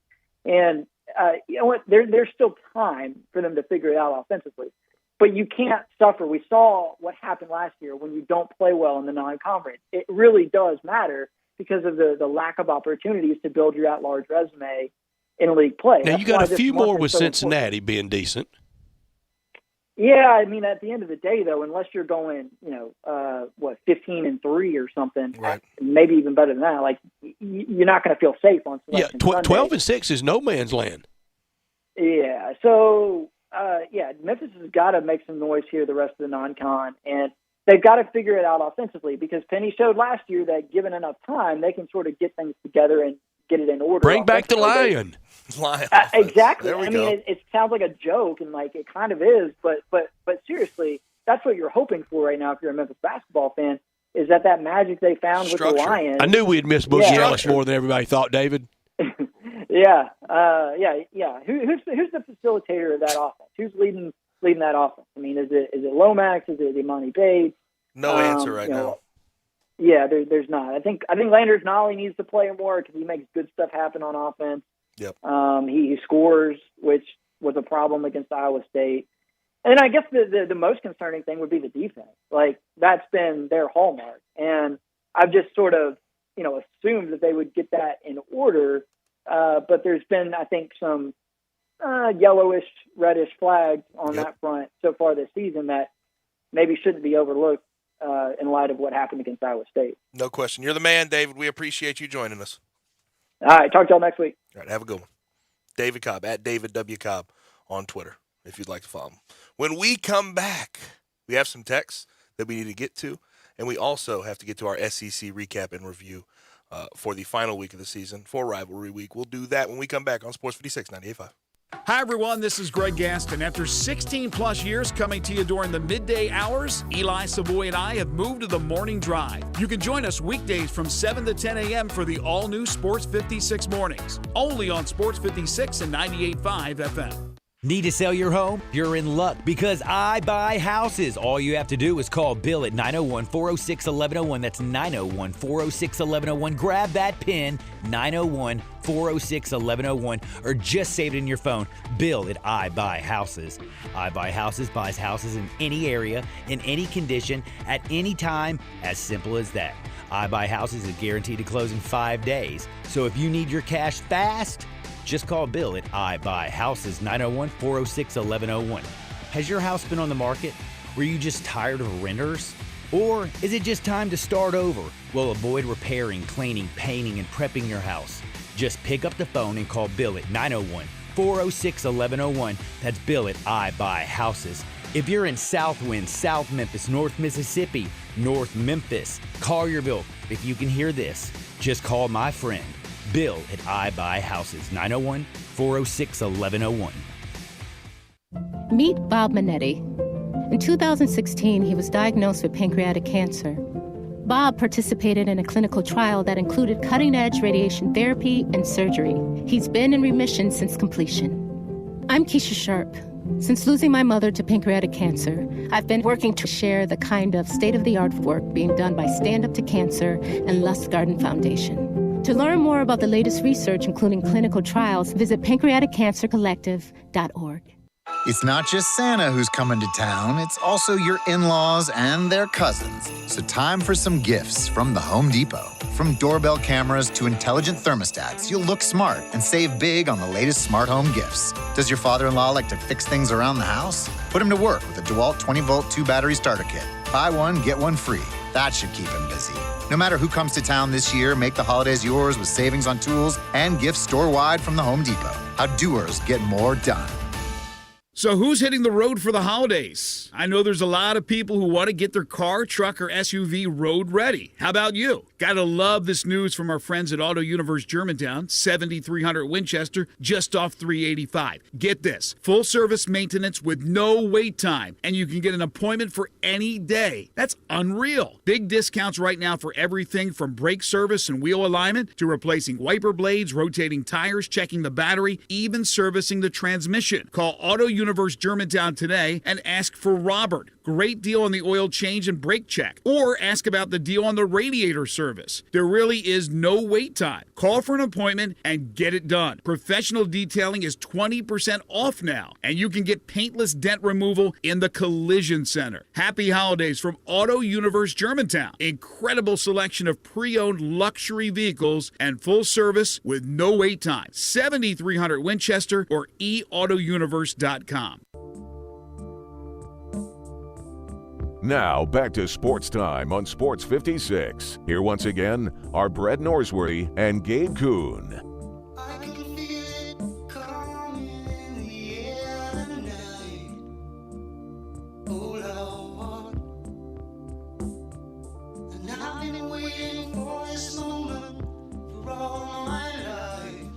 Have a bunch of texts to get to, but before that, we do have some breaking news from college football and the ever-turning coaching carousel. Looks like Kalen DeBoer and Washington have officially agreed to terms.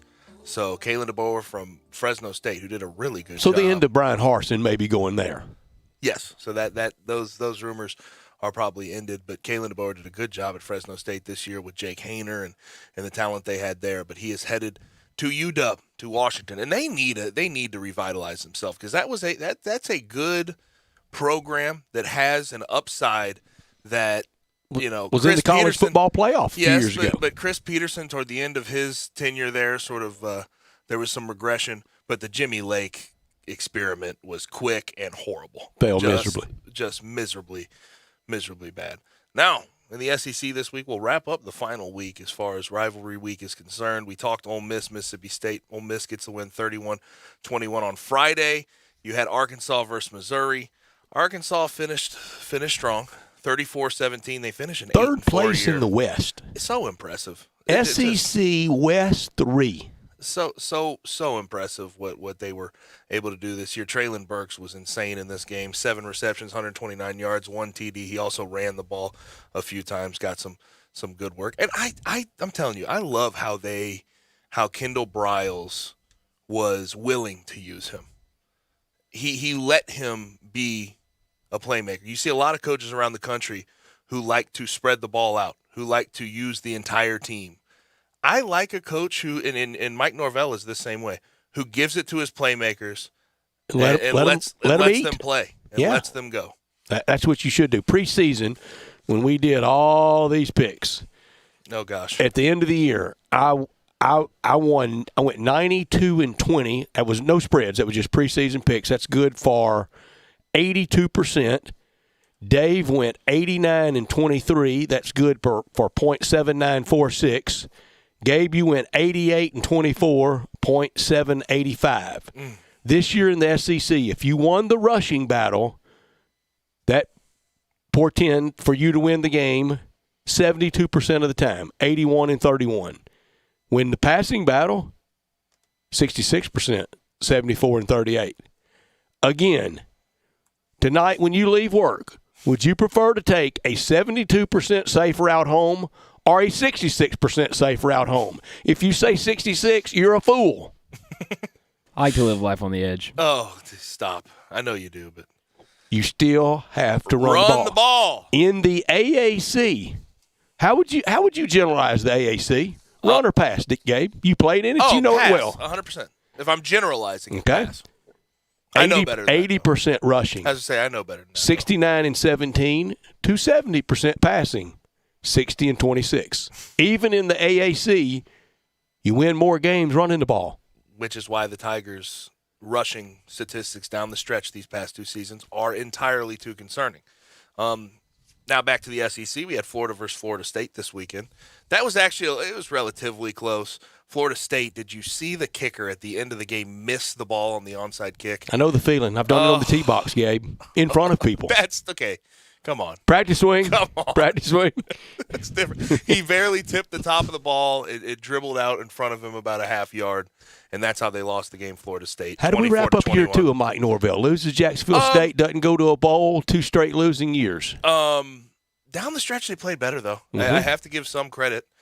We talked to Brent Beard last week about if he was turning the corner to a certain extent, and he says went 5-7 next year. What happens?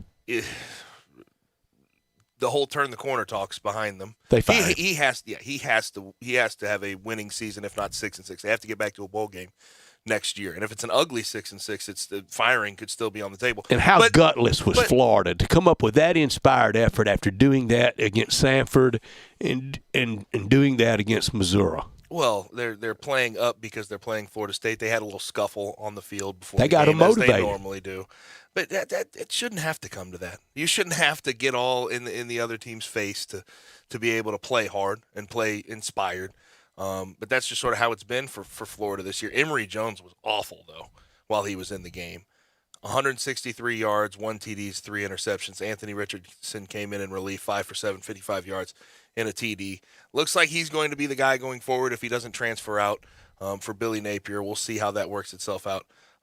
Remember, that was Florida passing on Matt Corral for Emory Jones. Hey, you look at Florida State down the stretch, though. Win against Syracuse, you're supposed to do that every year. Win against North Carolina, that was sort of up in the air before the season. That close game against Clemson, it was 24-20 until that last-second bad beat. They lost to NC State, but then Miami rattled one off. You go to BC and win that game. Those were 2 solid wins. And they needed that Florida win to get bowl eligible. That would have been nice. Where are we on Jimbo Fisher? Get over the edge. After the same number of games, he has the same wins, same losses as Kevin Sumlin had. Kevin Sumlin had Johnny, but not near the money.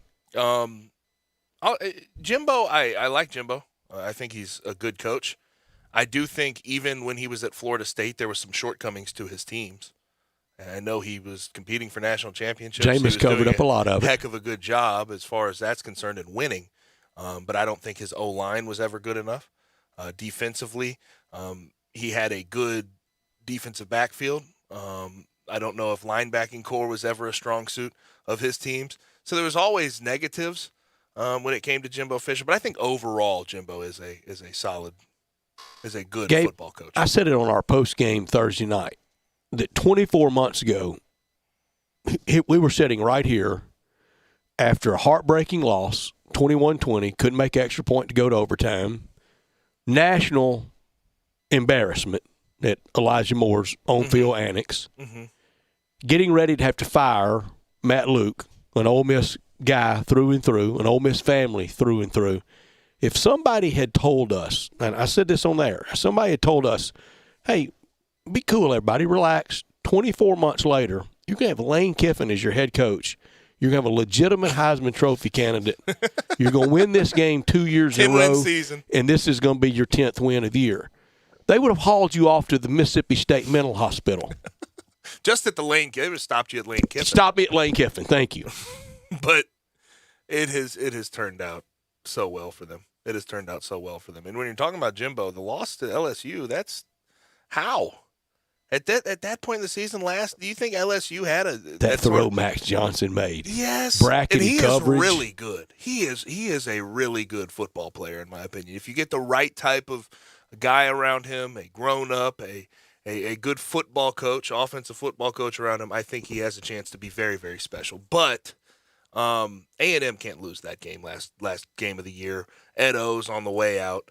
But it did lead to what ended up being 13 teams eligible for bowl games from the SEC, 13 out of 14. And in the preseason, I said 13 would go. I didn't do W's and L's trying to find that. That's just how it fell. Now, I never thought that would be 6-6 Florida and 6-6 LSU, and I didn't think, honestly, it'd be 10-2 Ole Miss. Yep. But they figured it out somehow. Only team not bowl eligible is Vanderbilt. Just poor Vandy. Of these two new head coaches, whomever LSU will hire in Florida with Billy Napier, which one are either or neither? Would you go in, if you're the head coach in that first team meeting, you lay the wood down? You tell them. It was pretty gutless efforts I saw from y'all all year. LSU, what you did a lot of the year, what you did on opening night, what you did lobbing around a lot of the year. Florida, when y'all get back from the holidays, the puke buckets are going to be out. I'm going to work you know what's off. Which one, either or neither, would you have that speech to? You're talking about LSU or Florida? Both. I'd go 6-6 without you. There's the portal if you don't like it. I was going to say both. You got to those programs at this point need a conversation about. They would hate me by March 1st. But they need. They'd be so glad spring football got here. There needs to be a conversation within both of those programs, proud programs. We don't want to turn into this entitled sort of Texas-esque football team. We don't want to turn into Nebraska. That plays to the ups and plays to the downs and can't consistently be one of the better teams in the country, because that's what you want to be. And I think Florida and LSU, I think Florida did a good job with Billy Napier. I don't know when LSU or who LSU is going to go get, but I have confidence they'll go get a good enough guy to lead them. But they got to get it together. They've got to get it together, because you don't want a program like that to get that sense of entitlement without a coach there, without leadership for too long. And they have to recruit well. And now Florida, unlike LSU's shown three different guys. The last three head coaches all can win national championship. Florida's only shown you've got to be one of the legends of the sport to win one there, Spurrier or Meyer. Yeah, that's true. That's true. Who even, and speaking of LSU, who are we talking about at this point for the opening that's realistic? Is it Jimbo sort of threw it down? That doesn't mean that it's over with. I think Dave Aranda, Matt Campbell. Is Bill O'Brien in the conversation? I think Bill O'Brien is. There Mark are Stoops. some. Are Mark you ready for Stoops. this one? Okay. Are you ready for the dream? Wowie Kazowie wins the press conference of all time? Go for it. Dabo. Oh, Lord. Dabo. Everybody talks about Alabama with Dabo, though. When's that happening? I don't know. I'm not positive. CNS isn't going anywhere for the next 3 or 4 years. I'm not positive. That would be splashy. Very, very splashy. But that closes the door forever on Alabama, doesn't it? Yes, completely. Well, I never know what happens here in 10 years. But That's I would true. think for the most part it would close it. But that would be a splash of all splashes. And if Brent Venables ends up at OU and somehow that coaching staff ends up sort of tearing apart a little bit, Tony Elliott decides to go somewhere, you never know. You know, the only thing I don't like about Matt Campbell is that fold in his hat. It looks like an 8th grader with a big dip during study hall, doesn't it? He does. He is not a flat bill guy by any stretch of the imagination. He does bend that thing pretty good, and he was crying. He was pretty emotional at senior day. He was pretty A lot of emotional. times that means they might be gone. That's what I thought. But where at this point is he an LSU guy? You think LSU is look? I mean, I thought I'll say it. If you Washington- can win at Iowa State, you can win at Louisiana State. I thought Washington would be a possibility for him as well. I know he's more of a Midwest guy, but I think he could fit in. Ed at Orgeron won at LSU. I agree. Look, I'm not saying that LSU Have you seen is the a beach hard pictures job of by any O stretch yet? of the Have imagination. you seen those around Twitter? No. O already at Destin on the beach. A lot of honeys around. Way to Well, go, O. he's taking a week off, or at least a year off. At least a year off. Says he's been grinding 37 years. Way to go, O. He ought to just get into the booth. You think? I don't think he needs to be coaching anymore. Yeah, the closed captioning budget would be too high, though. Yeah, that's true. That's very true. A couple of texts about the SEC, and we also have some Tiger basketball texts that we will get to. Somebody says Bama is a good team, not an elite team, as in past years. I agree. I made the case last week. Notre Dame was better, and I got called everything you can imagine. Mm-hmm. John says 13 teams are bowl eligible from the SEC. Is that a record for the conference? It Please is. chime in if you can. Stats. It That's what is. he says. It's a record officially. Is 12 the highest, or is 13 tying it? 13 is the record. Okay, so is that set this year? Yes. And, Okay. and next year, I'm going to figure out a way to get all 14 in with preseason picks. I don't know if the math would work. Do you? No, I don't. You got to think so. feast on somebody. I don't think so. I don't think that would work out. That would be a cannibalistic year in the SEC. Somebody says, could Heupel leave Tennessee? There's big money involved, and this is a question that I'm curious about, because if you'll remember, the Josh Heupel Bob Stoops relationship is not the best. Well, it ever. ended on the skids, and It ended the bad. administration sided with Big Game Bob, as they always would. Well, and he still has so much pull there. He's the university, isn't he? Yes, he's the fact that he's coming back out of retirement, Pulling a Barry Alvarez, isn't he? Yes, he is to coach the team in the bowl game, and that is, everybody agrees with that, and once we get to overreactions here in the next segment, I'll give you my overreaction. Oh, you're saying Stoops says. Just a hint. Oh, I love it. I love it. I know. I can tell. But I wonder about Heupel, just because it did not end great. And Venables. Did you hear Peter Edmondson's idea? What? Closing their show with Anthony Grindtime? What was his idea? Didn't get to hear it.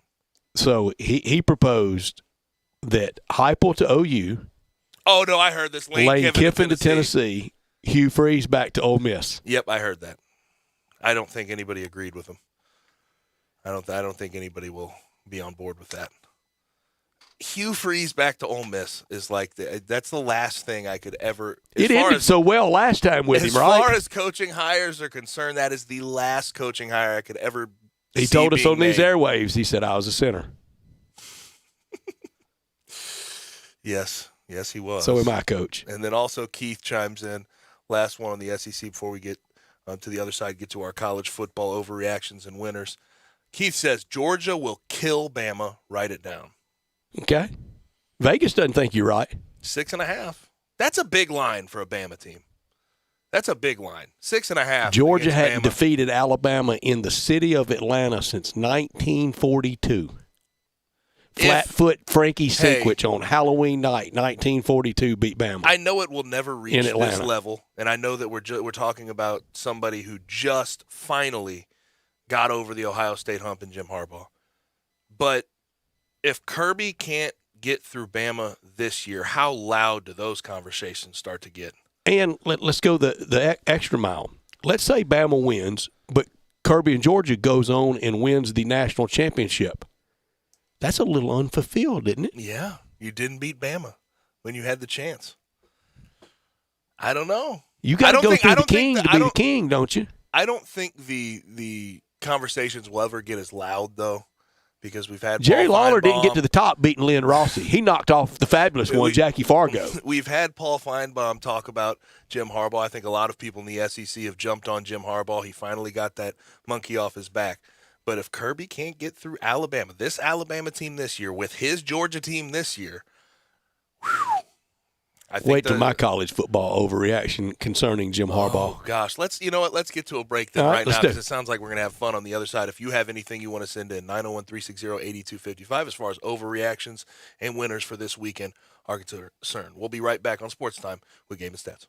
Be sure to follow us at Sports56 WHBQ on Twitter, Facebook, and YouTube to watch live video of our shows. Stay up to date with station events and have chances to win prizes from Sports 56 and 98.5 FM.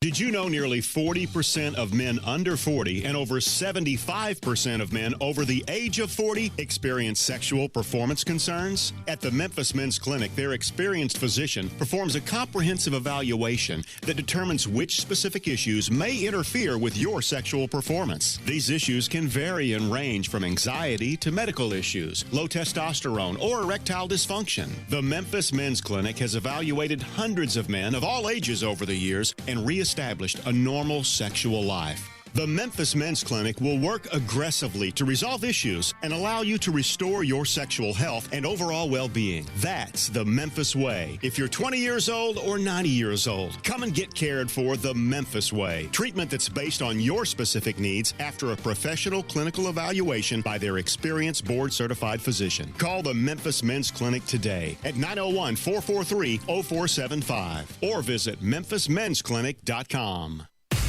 The Christmas sale is happening now at Family Leisure. Did you know that's where Santa goes to shop? Oh, yes. Why?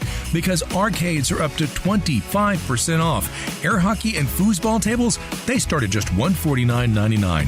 You can get great deals on hot tubs and saunas. Let me tell you, that is perfect for the winter weather.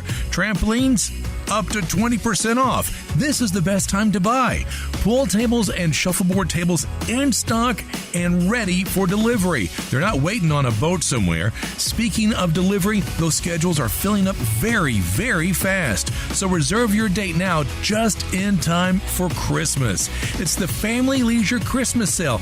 It's happening now. Remember, shop early, shop local, and shop where Santa shops. It's Family Leisure, Witten Road and I-40. It's where family and fun come together for the holidays.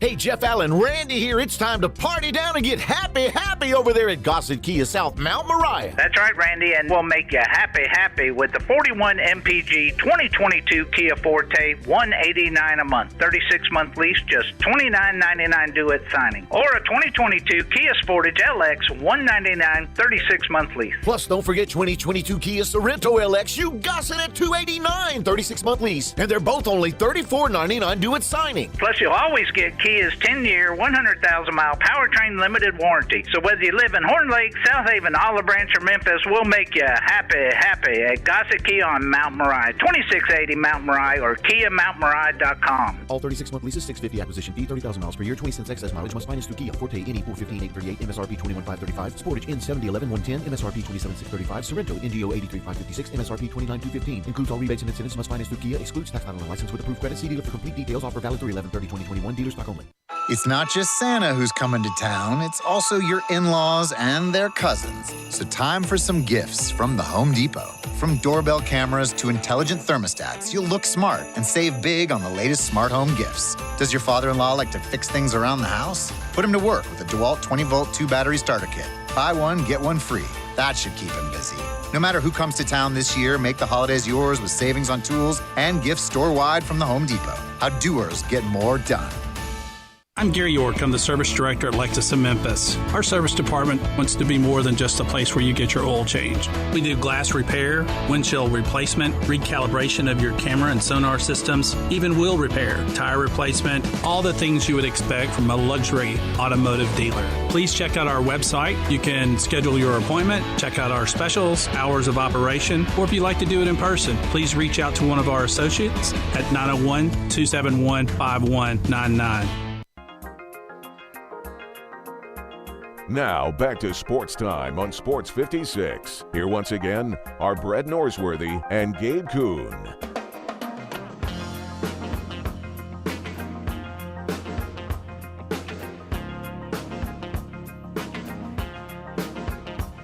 Back in and rolling. Sports Time on Sports 56 with Gabe and Stats. Brian Dacus, of course, producing the program. You'll hear from him in just a second when we give out our winners and our overreactions from the college football and NFL week. And we also want you to send those in, 901-360-8255. Of course, coaching carousel news will be coming out hot and heavy for the next couple months, next couple weeks, next couple days, really.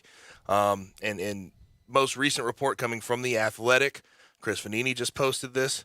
Looks like LSU, among all of the options we've already mentioned today, is making an aggressive push at Notre Dame coach Brian Kelly. So that would be an interesting one. If LSU could lure a Notre Dame coach. You think it's been a while since an Oklahoma coach left for a air quotes here, better job or another job? I don't ever remember one at Notre Dame. Right. And not even to the pros like Chuck Fairbanks did at OU. And he's got a plush situation there. They're happy with him. I smell really good agenting with that. Yeah. That's probably the case. But it's time for our overreactions and our winners for the weekend. Let's start with winners because I have a feeling that we'll save the college football overreaction for last. I'll start with my college football winner. I go Michigan. Harbaugh 1-5 now versus Ohio State, but he finally did it. And he did it really, Brett, how you've expected it to be done all these years through run game and playing relatively good defense. Had 297 yards rushing. Big boy football. And Big Ten football. They did a good job in the snow and the elements, finally knocking off Ohio State 42-27. My winner, I've talked about it, especially the 2-year body of work, 15-7 in 2 years. It's Lane Kiffin. Nobody thought it could be done. Mm-hmm. I'm right there with Michigan. They're my winner. But also, got to give a shout-out to UT Martin. I know we don't talk a lot of FCS, but they won the first round of the FCS playoffs this weekend. There we go. You know, at one time, you know what their nickname was? I do not. The Little Vols. Little Vols. Did not know that. Long time ago. Are they a satellite? They're not technically a satellite school by any, or are they? They're a division of the UT. University of Tennessee system, but wouldn't want to be the Little Vols. No, definitely not. Skyhawks. Deal with the Skyhawks. Go Hawks. That's all good. And no, I didn't really get to say it, but I second what you said about Lane Kiffin. It is truly remarkable what he's done in a couple of years. My NFL winner. Patriots beat the Titans 36-13. Mac Jones is mine. Win their 6th in a row. They now sit in a spot where they will be competing for a first-round bye.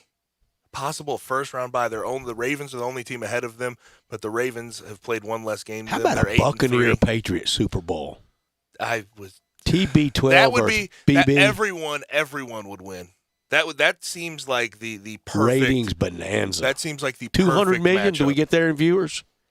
Maybe. Who knows? Had 38 million viewers for Raiders Cowboys Thanksgiving afternoon. And if we're talking about a team that looks the best in the NFC, team that looks best in the AFC, Patriots and Bucks, that's a real possibility. Arkansas and Alabama 2 weeks ago drew 5.5 million viewers. The NBA Finals averaged 4 million.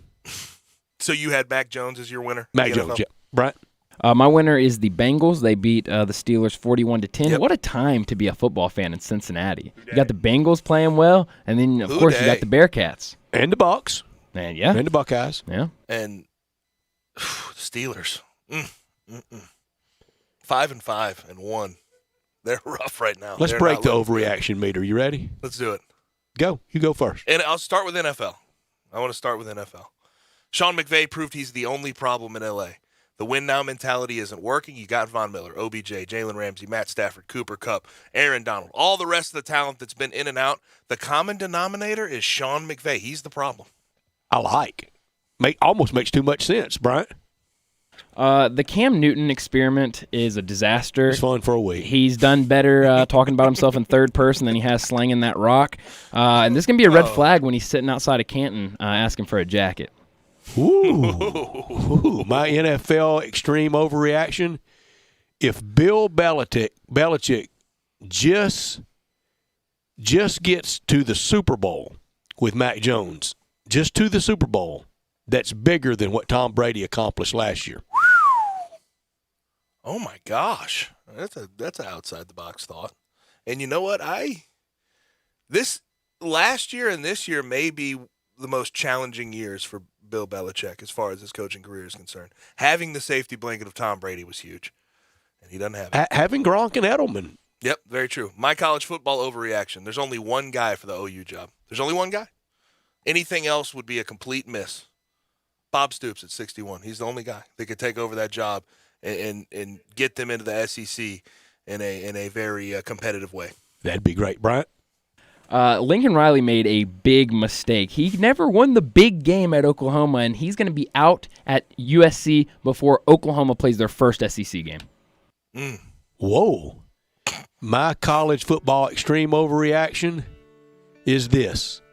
Jim Harbaugh already is better than Bo Schembechler at Michigan.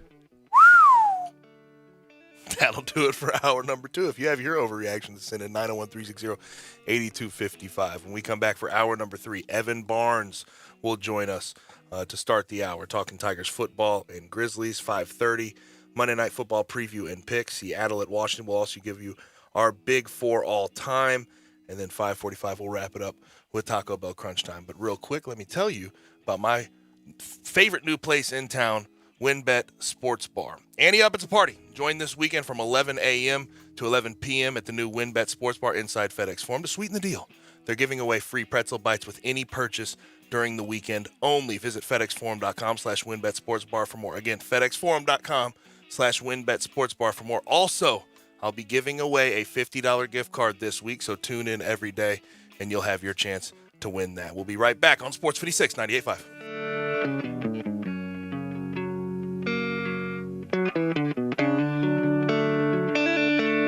Do you know one of the best things you can do for your employees or family's health? Provide Arctic Clear bottled water. Arctic Clear bottled water is your locally owned and operated bottled water provider. Arctic Clear is 100% natural spring water with free delivery and setup, dependable service, and no long-term contracts. What an easy choice. Call Jeff Manus today, 901-382-2363, or visit arctic-clear.com. Arctic Clear bottled water. Call now, 382-2363. That's 382-2363. I'm Sheldon Rosengarten with Mark's Bensdorf Realtors, and I have to really congratulate Hugh Mallory, who is also with Mark's Bensdorf Realtors, for using his hunting skills when it comes to finding homes for his clients. Thanks, Sheldon. Yes, I get them into their hunting gear by getting them pre-qualified with a local lender. Then we stalk the prey.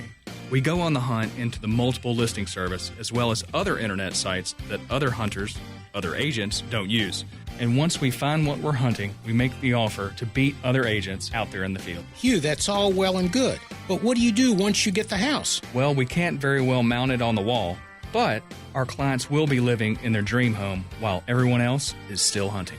Remember, while Hugh Mallory moves Memphis at 497-9756, when you want the job done, call Shell Dunn at MemphisRelocate.com or 483-0546. Do it now.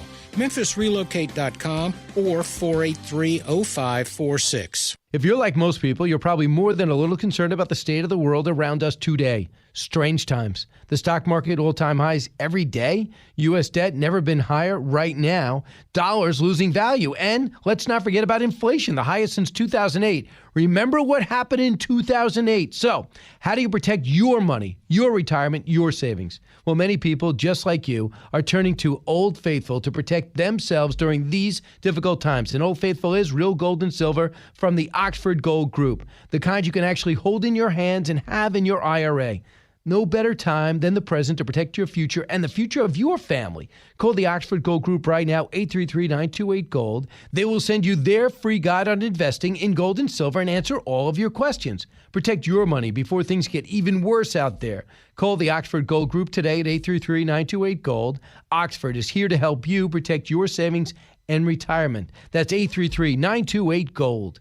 I'm with Pat Donahue from the Rendezvous Shipping Kitchen. Pat, how are things downtown at the Shipping Kitchen? Thanks, Brett. Wow, what a year it's been. 2020 threw a lot of changes at us. One of them was our great Memphis customers figured out how to ship our ribs all over the country. Pat, we know you ship your ribs and shoulder all over the country. What are some of the other popular packages? One of our most popular packages that's come out in the last year or two has been the barbecue nacho box. Well, our nacho box is an all Memphis box. It includes our pork shoulder. It includes our friends at Poncho's cheese dip. Also includes Brim's chips, Felicia Suzanne's peppers, a bottle of our barbecue sauce, a bottle of our famous seasoning, some reheating tips, wet naps, cook hats, and you can even throw in a box of Dinstall's Cashew Crunch for the sweet tooth. And Pat, this ships overnight just like the rest. Brett, it sure does. Where do we order this great food? You can get these boxes by visiting our website. Go to www.hogsfly.com. In the Alley in Mr. Charlie Virgos' Rendezvous, a family-owned restaurant in downtown Memphis since 1948.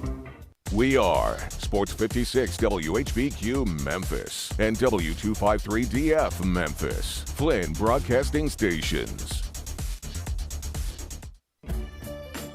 Now, back to Sports Time on Sports 56. This hour is brought to you by DeSoto Auto Sales. Here once again are Brett Norsworthy and Gabe Kuhn. Final busy hour on this Monday. We want you to join in at the AutoZone text line or call line, 901-360-8255. Get in the zone at AutoZone. This hour of our show brought to you every day by the great people down on Goodman Road at DeSoto Auto Sales, where all the cars thoroughly checked out, test-driven, bumper to bumper. They have been examined, unlimited inventory, every make, every model. If it's not on the lot, they'll go find it for you at DeSoto Auto Sales, where you will be treated like family by kind, courteous employees, laid-back atmosphere, but they care about your time, and they want you to enjoy the ultimate car experience. When you walk in, test drive a car, credit approved, paperwork completed.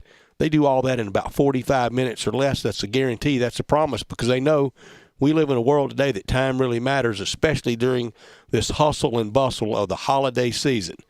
662-890-7184. Very proud to serve DeSoto County and the surrounding area at DeSoto Auto Sales. Online at DeSotoAutoSales.com. Come on down to DeSoto County, to DeSoto Auto Sales for that town and country experience. He is our friend, Evan Barnes from the CA, talking Tigers football and Grizzlies. At Evan_B on Twitter. Evan, how's it going, man? How'd you enjoy your holiday? What holiday? Right, good point. Good point. I was going to say, like, I kid, because Thursday was obviously really fun and great, but then I realized that I covered games Wednesday, Friday, Saturday, and Sunday. So, did you find some rest? Good. I guess is the better question. I had a chili dog for Thanksgiving night at the Egg Bowl, Evan.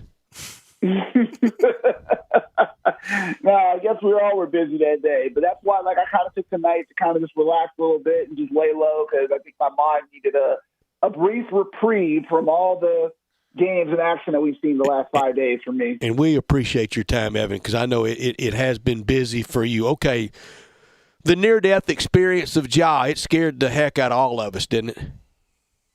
Yeah, you said near death. Wow, I guess that kind of put it into perspective how everyone felt Friday night, I guess. Everybody was worried that it was a much more serious injury, and I didn't even see it because my head was down for a second, and somebody, like, shot me a message saying, John's going to the locker room, and I looked up, and it was like, oh, and then you saw he couldn't put weight on his left leg. But, a sprained knee is obviously much, much better than what everyone thought. Yep. I mean, he'll probably be out for, Taylor Jenkins said, a couple weeks, few weeks. He didn't give us the direct timeline, so that's the best case scenario. So now the only question will be is what can the Grizzlies do without him? And as I wrote today at commercialappeal.com, the schedule sets up where this week will be good, but next week it's going to be real tough starting when they go to when they go to Dallas at the end of the week before going to Miami. Do you think there's any positivity that could come out of it in regards to getting the guys on the roster without Ja working together in a different way, in a different light? I think that's fair. I mean, I think that, you're lucky that you have players that are used to playing without Ja. And obviously last year we saw that's where Kyle Anderson really emerged. Dylan Brooks really kind of, struggled early on, but Dylan Brooks had his moment. Now we're probably going to see, we're really going to have to see what Jaren Jackson is made of, because this is really a time for him to show his value. But the good news is, unlike last year, you have Desmond Bain who's emerged. Dylan Brooks is playing well. Jaren is more aggressive going to the paint. I think that is a positive sign. I think the big question for me is going to be, can they find some defensive chemistry? And can you rely on Desmond Bain to really kind of have to be a guy where you're going to have to get 15, 17 out of him every night until Ja gets back? That's going to be interesting to see. Evan, what, in your opinion, is wrong defensively? Of course, against the Raptors, they give up 126. Against the Hawks, 132. Now, last night against the Kings, they only give up 101, but the Kings were not overly good on the offensive end. What's amiss to you? It's everything. It just feels like it's an effort issue. It's an effort of closing out on shooters. It's an effort on not being able to protect the paint. I think right now, Jaren Jackson is having an incredible defensive season. I think I looked up today, the Grizzlies are 14 points better with him on the court than off the court. So Jaren's been that defensive stopper. The problem is nobody else is at this point consistently besides, your usual suspects, Melton and Dylan Brooks, who's still getting his legs back. So they can't protect the paint. They can't defend three-point line. It just feels like it's a question of where is the effort? Where is the commitment? Where is the sense of, hey, we need to lock this down every game? Because clearly they did that against Utah. They had that stretch against Utah where they were able to kind of lock them down for a minute, and that the final minute, and it ended up being the game.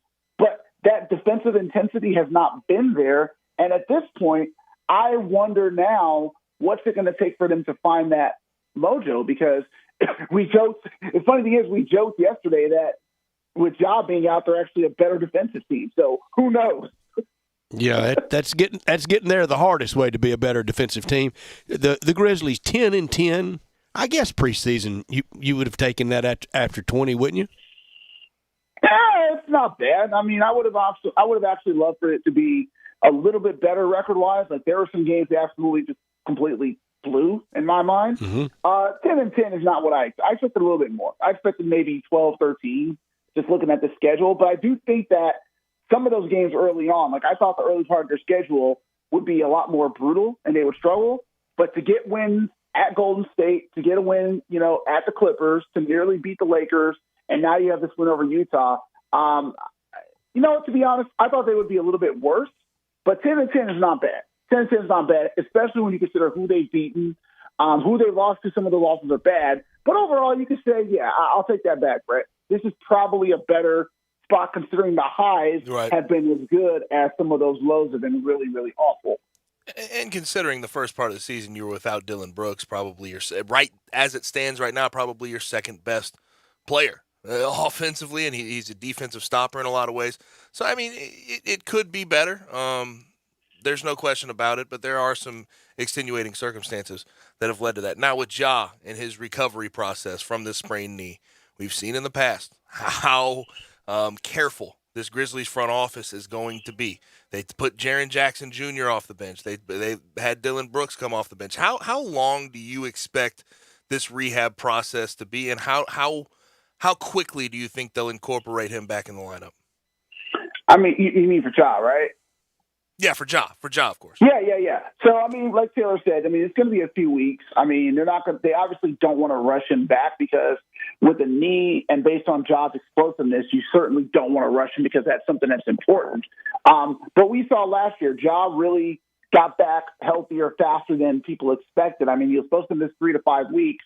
He came back, I believe, 2 days before that 3-week timeline. So I think Ja's going to definitely try to attack this. He's going to try to get back quickly, but I do know that because the Grizzlies obviously know, hey, you are on the track to be an all-star this year. You don't want to rush back too quickly. But I do think that you're going to see him definitely try to get back before then, and that's encouraging. But I do think that, with it not being a structural issue where it's no ligament damage or tears, that's a good sign. So basically, it's just going to be a matter of just, managing the pain and making sure that pain is gone.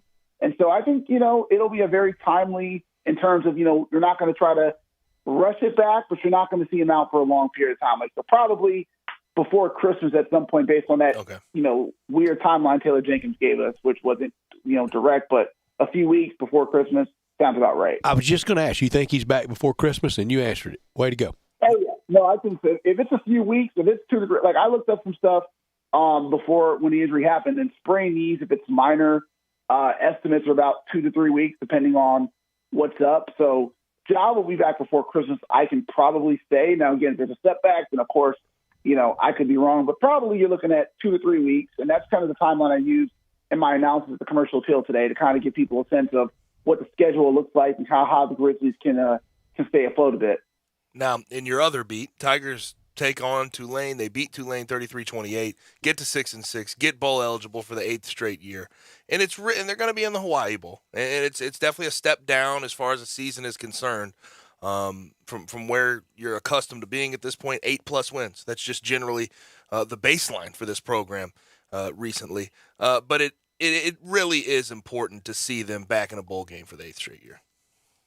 I think so. That would have been a little bit more – that's easier to take than say they don't make a bowl game and everyone's a little bit disappointed and they're wondering kind of where the program is headed. And I think you still need to wonder where things are headed. Right. Like, you got to ask yourself, this is a 66 team. What's going to happen when you see a lot of these seniors leave? So I think it doesn't solve the wounds like Ryan Schofield tried to say that no one's going to care what your record is if you win the bowl game. I think people will care, because they saw how this season went, and the bowl game is not going to wipe all of that away.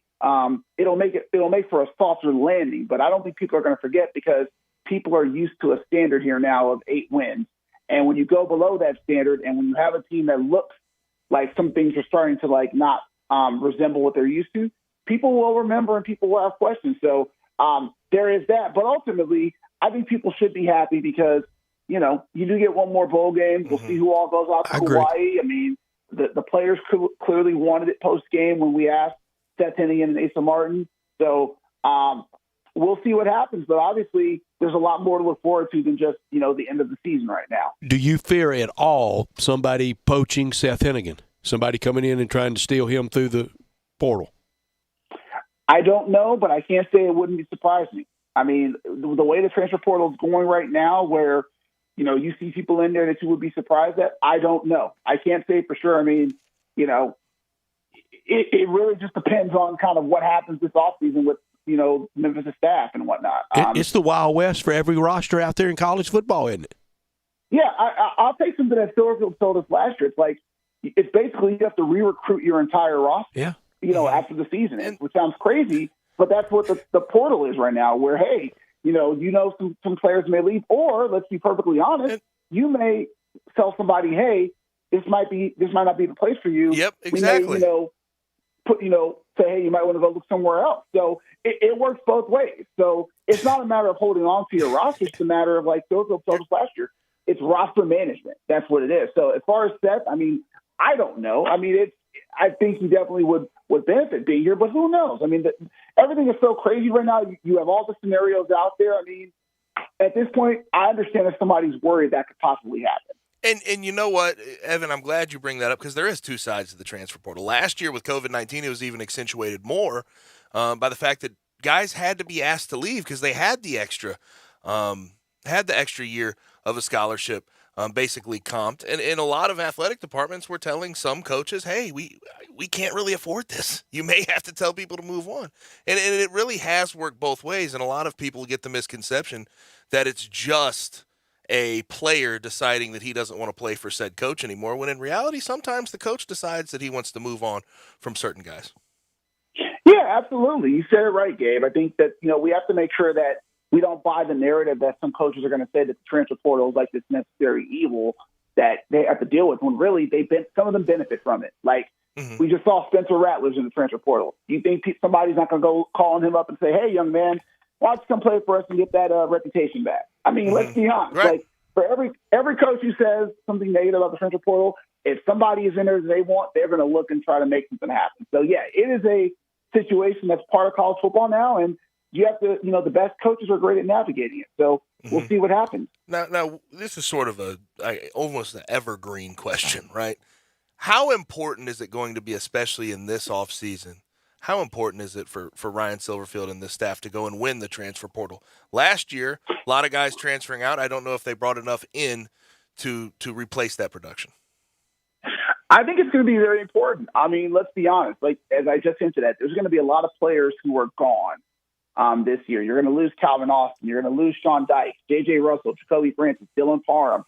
I'm missing a few other seniors who probably haven't decided. Like, you're going to lose a lot of experience on this team. And so I think Memphis has, and given how young this team was, and you can be encouraged by a lot of those young guys playing, I think Memphis has to be very prudent how they use the transfer portal. They may need to look at some junior colleges. Memphis has had success getting players from junior colleges, so you may need to go look at that more than just like straight trying to get Power 5 guys who can fit in.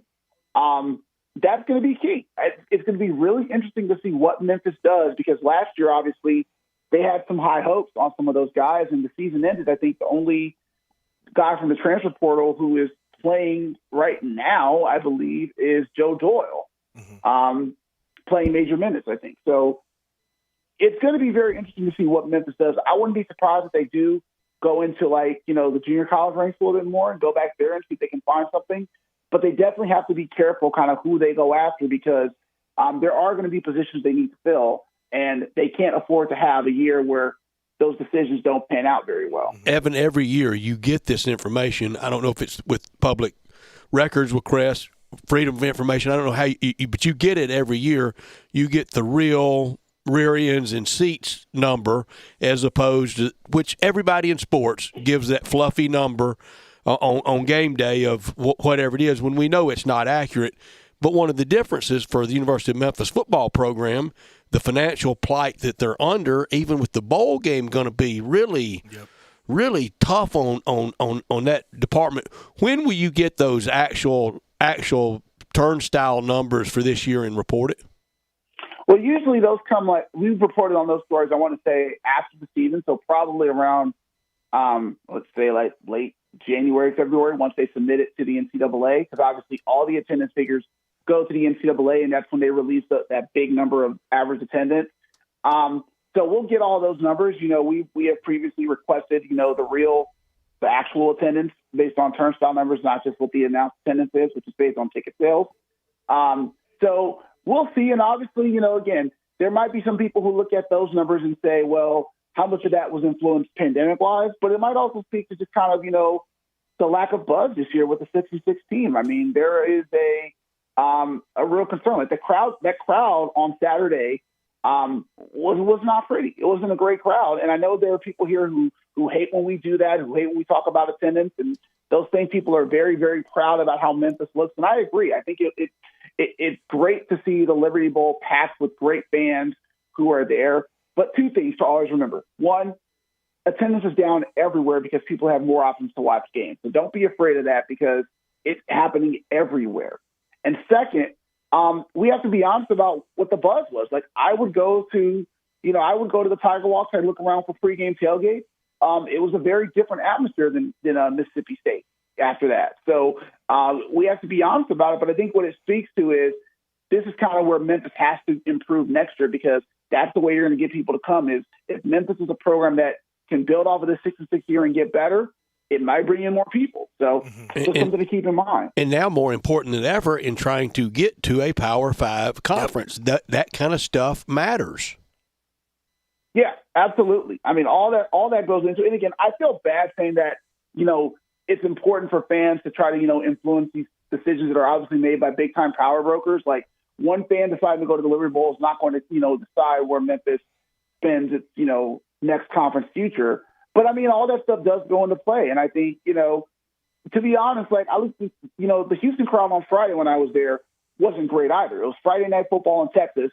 You're going to go to probably a high school football game instead of a ranked Houston team, let's be honest. But it does make you hope that, all these things go into play. And I think the power brokers at B have to look around and say, hey, what's it going to take? What's it going to take? And the difference is Houston's already won the Powerball. They're in. Yep. Right.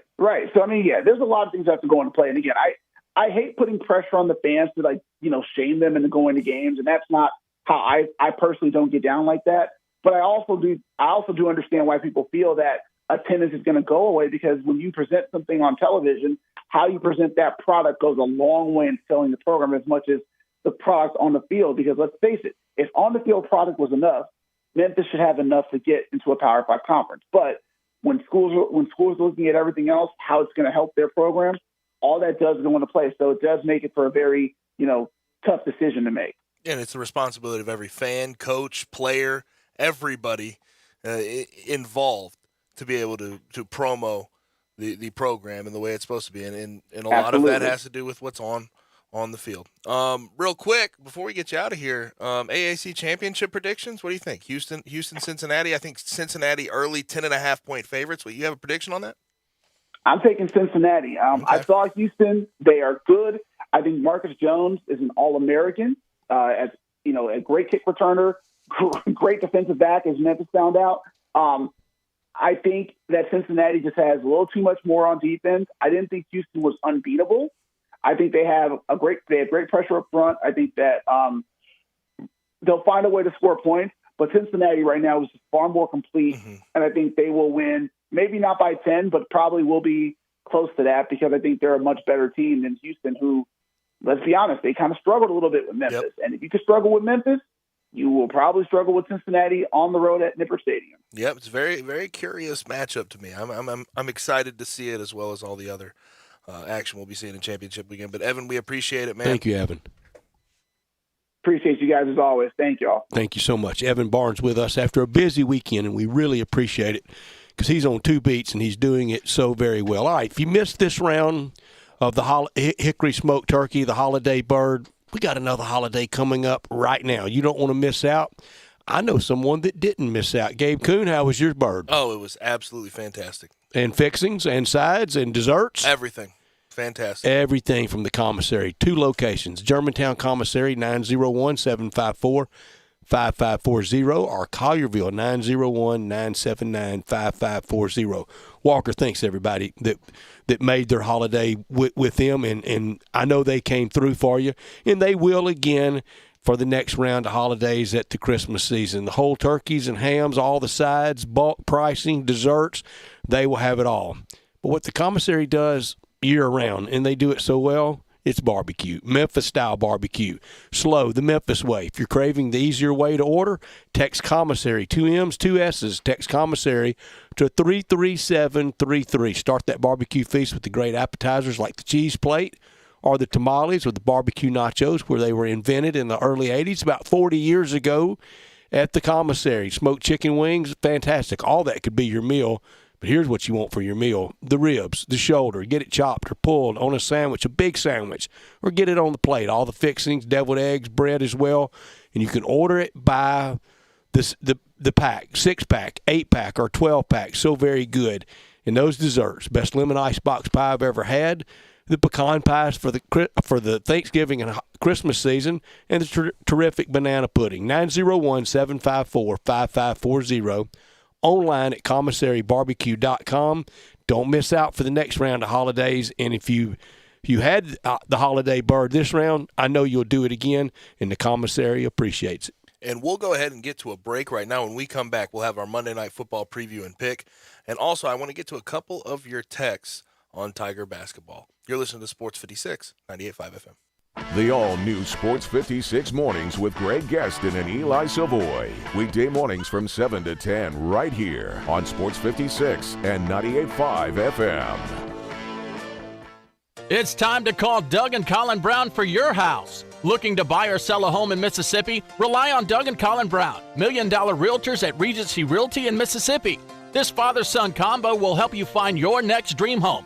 With decades of experience, Doug and Colin Brown put honesty, integrity, and clients first. Call Doug and Colin Brown in Mississippi at 901-598-9168. Regency Realty, 901-350-5050.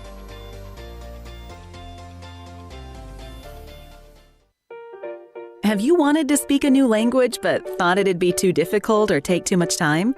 Then try Babbel. In just 15 minutes a day, Babbel teaches you conversations that you will actually use. With 14 languages and lesson topics like travel, business, relationships, and more, you'll learn what matters most to you.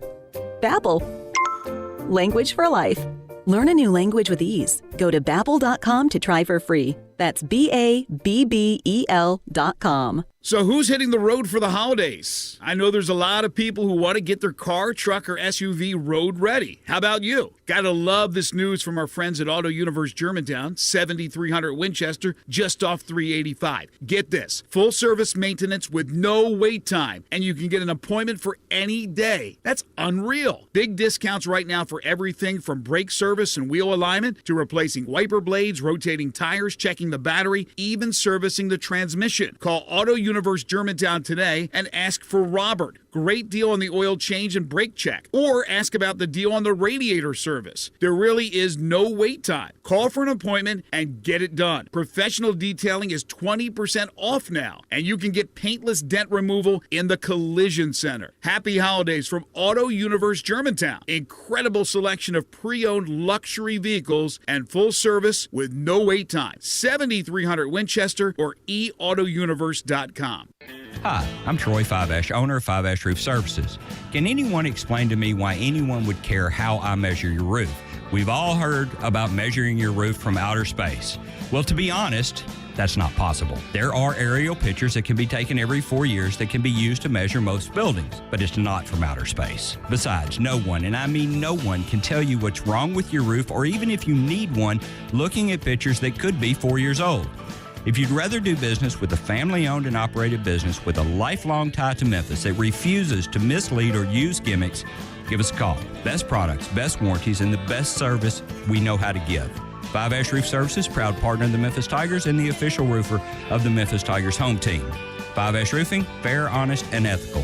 367-0050 or memphisroofer.com. 367-0050 or memphisroofer.com. Fiveash Roofing, it's what we do. We're here for you.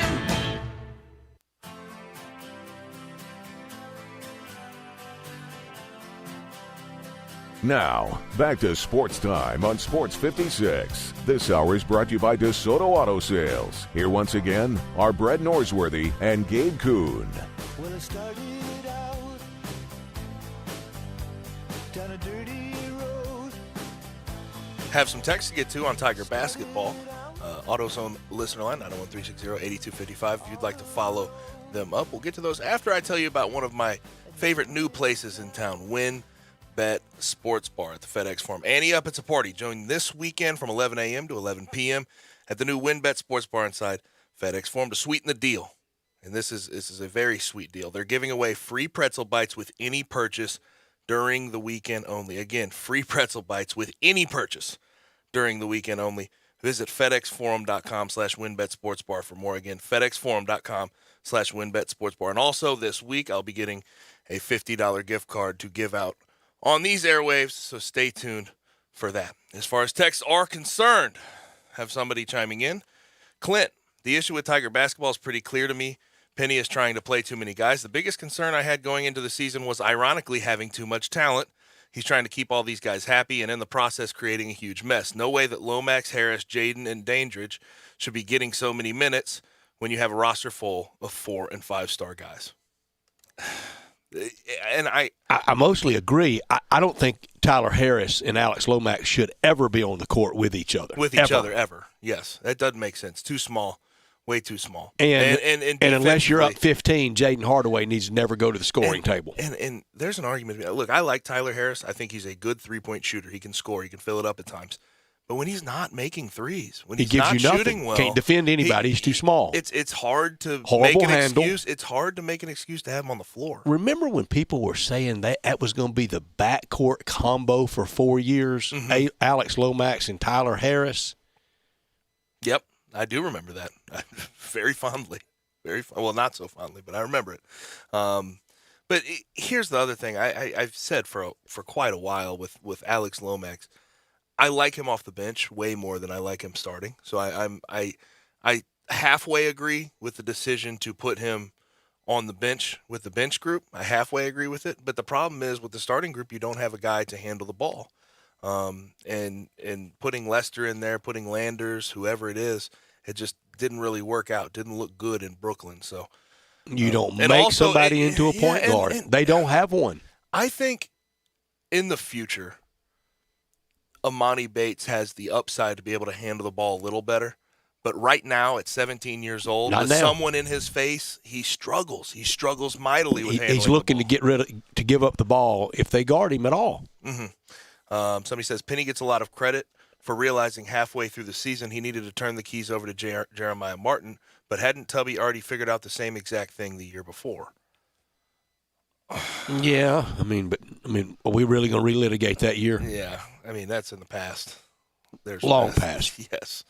But the Tigers will go 2-0 this week, I think, with 2 blowout wins against 2 bad teams. And if not, we're having some of the same conversations. I can't imagine the conversation if it's a 1-1 week. Mm-hmm. I don't know how you lose to Tom Crean even in Athens or lose Saturday morning in Oxford. I don't know how. I've seen Ole Miss once in person, and outside of Jarkel Joyner, I don't know of another Ole Miss player that comes close to making the Memphis rotation. That's a great point. I'd say Jarkel Joyner. As far as recruits It's go, not Morrell, Matthew for Morrell would have been in that conversation, but you know what happened? He's not produced. You know what I think's happened to Morrell? Once again, that Memphis high school overrated factor. Yeah, I don't want to comment on that too far. Don't want to offend people. Someone else says, as far as the game Friday for the Tigers is one of the most humiliating and embarrassing losses in recent Tiger history. Lost by 40 to Tulsa. They have to come together as a team, and we haven't seen that, and we don't know if we will. The road ahead is going to be just as tough as it was Wednesday. Could be tougher. You're playing Tennessee and Alabama back-to-back. Hold it, Gabe. A few weeks ago, not us, but we had 40-0 people around here. What happened there? Yes, so the road ahead is going to be just as tough. Yes, I can 100% agree with that. Somebody else says many great players do not make great coaches. I look with Penny, he's going to have to figure out how to put some offensive structure, and maybe that has to do with him slowing down a little bit of defensive practice and taking a little bit. Just out turn of it over to Larry Brown and be the salesman for the program. But that's probably where I would point. Larry Brown knows what he's doing. Give him a chance to coach them offensively and see what happens. You brought him on. There are so many strong suits for Coach Hardaway. Great defensive coach, great recruiter, great salesman, ambassador, former player, great reputation. Horrible offensive coach. I just want to ask this: if what was the reason to bring on Larry Brown if not to have great bench coaching and a wealth of knowledge to learn from? If you're not going to give him a little bit of leeway to sort of do what he wants to do offensively and a couple of tweaks defensively, then why is he there? And Tiger basketball is always kind of saved by the calendar. Well, right now it's just one game. It's November. Come on, Brett, be cool, man. You know, we got the rest of December to play. Well, then December comes and goes. Well, I got conference to really get things in tune and plenty of time to work up the bracketology. Then we get to mid-February and that, playing 10, 11, 12 men, the roster's too many, only one ball. You're down to 3 or 4 that can give you anything. We've done this every year. We have. That's the frustrating thing. That's why I think people are the way they are in their reaction, is because you have seen the same story every single year. I'm ready for sizzle and less smoke. I think a lot of people are probably right there with you. And it wasn't the mean old media that said all the smoke. No, never has. Wasn't mean old talk radio that did that. It's the recruiting. It's the preseason pressers. It's everything else that creates that smoke. So, and then when you say anything nice about him, you think it's going to be a Final Four season. They say you're patronizing them. What is it? Yeah, I have another text. I'm a Tiger fan, but I'm not impressed with this team so far. Lucky to beat Virginia Tech and look terrible against Iowa State. No rebounding, all turnovers, and I saw no structure to the offense. It looked like a pickup team at the community center. I don't know how every single year, besides Jeremiah Martin's back half of his senior year and Penny Hardaway's first year as the coach, I think everyone has asked for some form of offensive structure, and it's never really happened. Last year with the Lion offense, I guess you could make that argument. They look better down the stretch. But I think a lot of people were sort of making jokes, poking fun at that more than anything.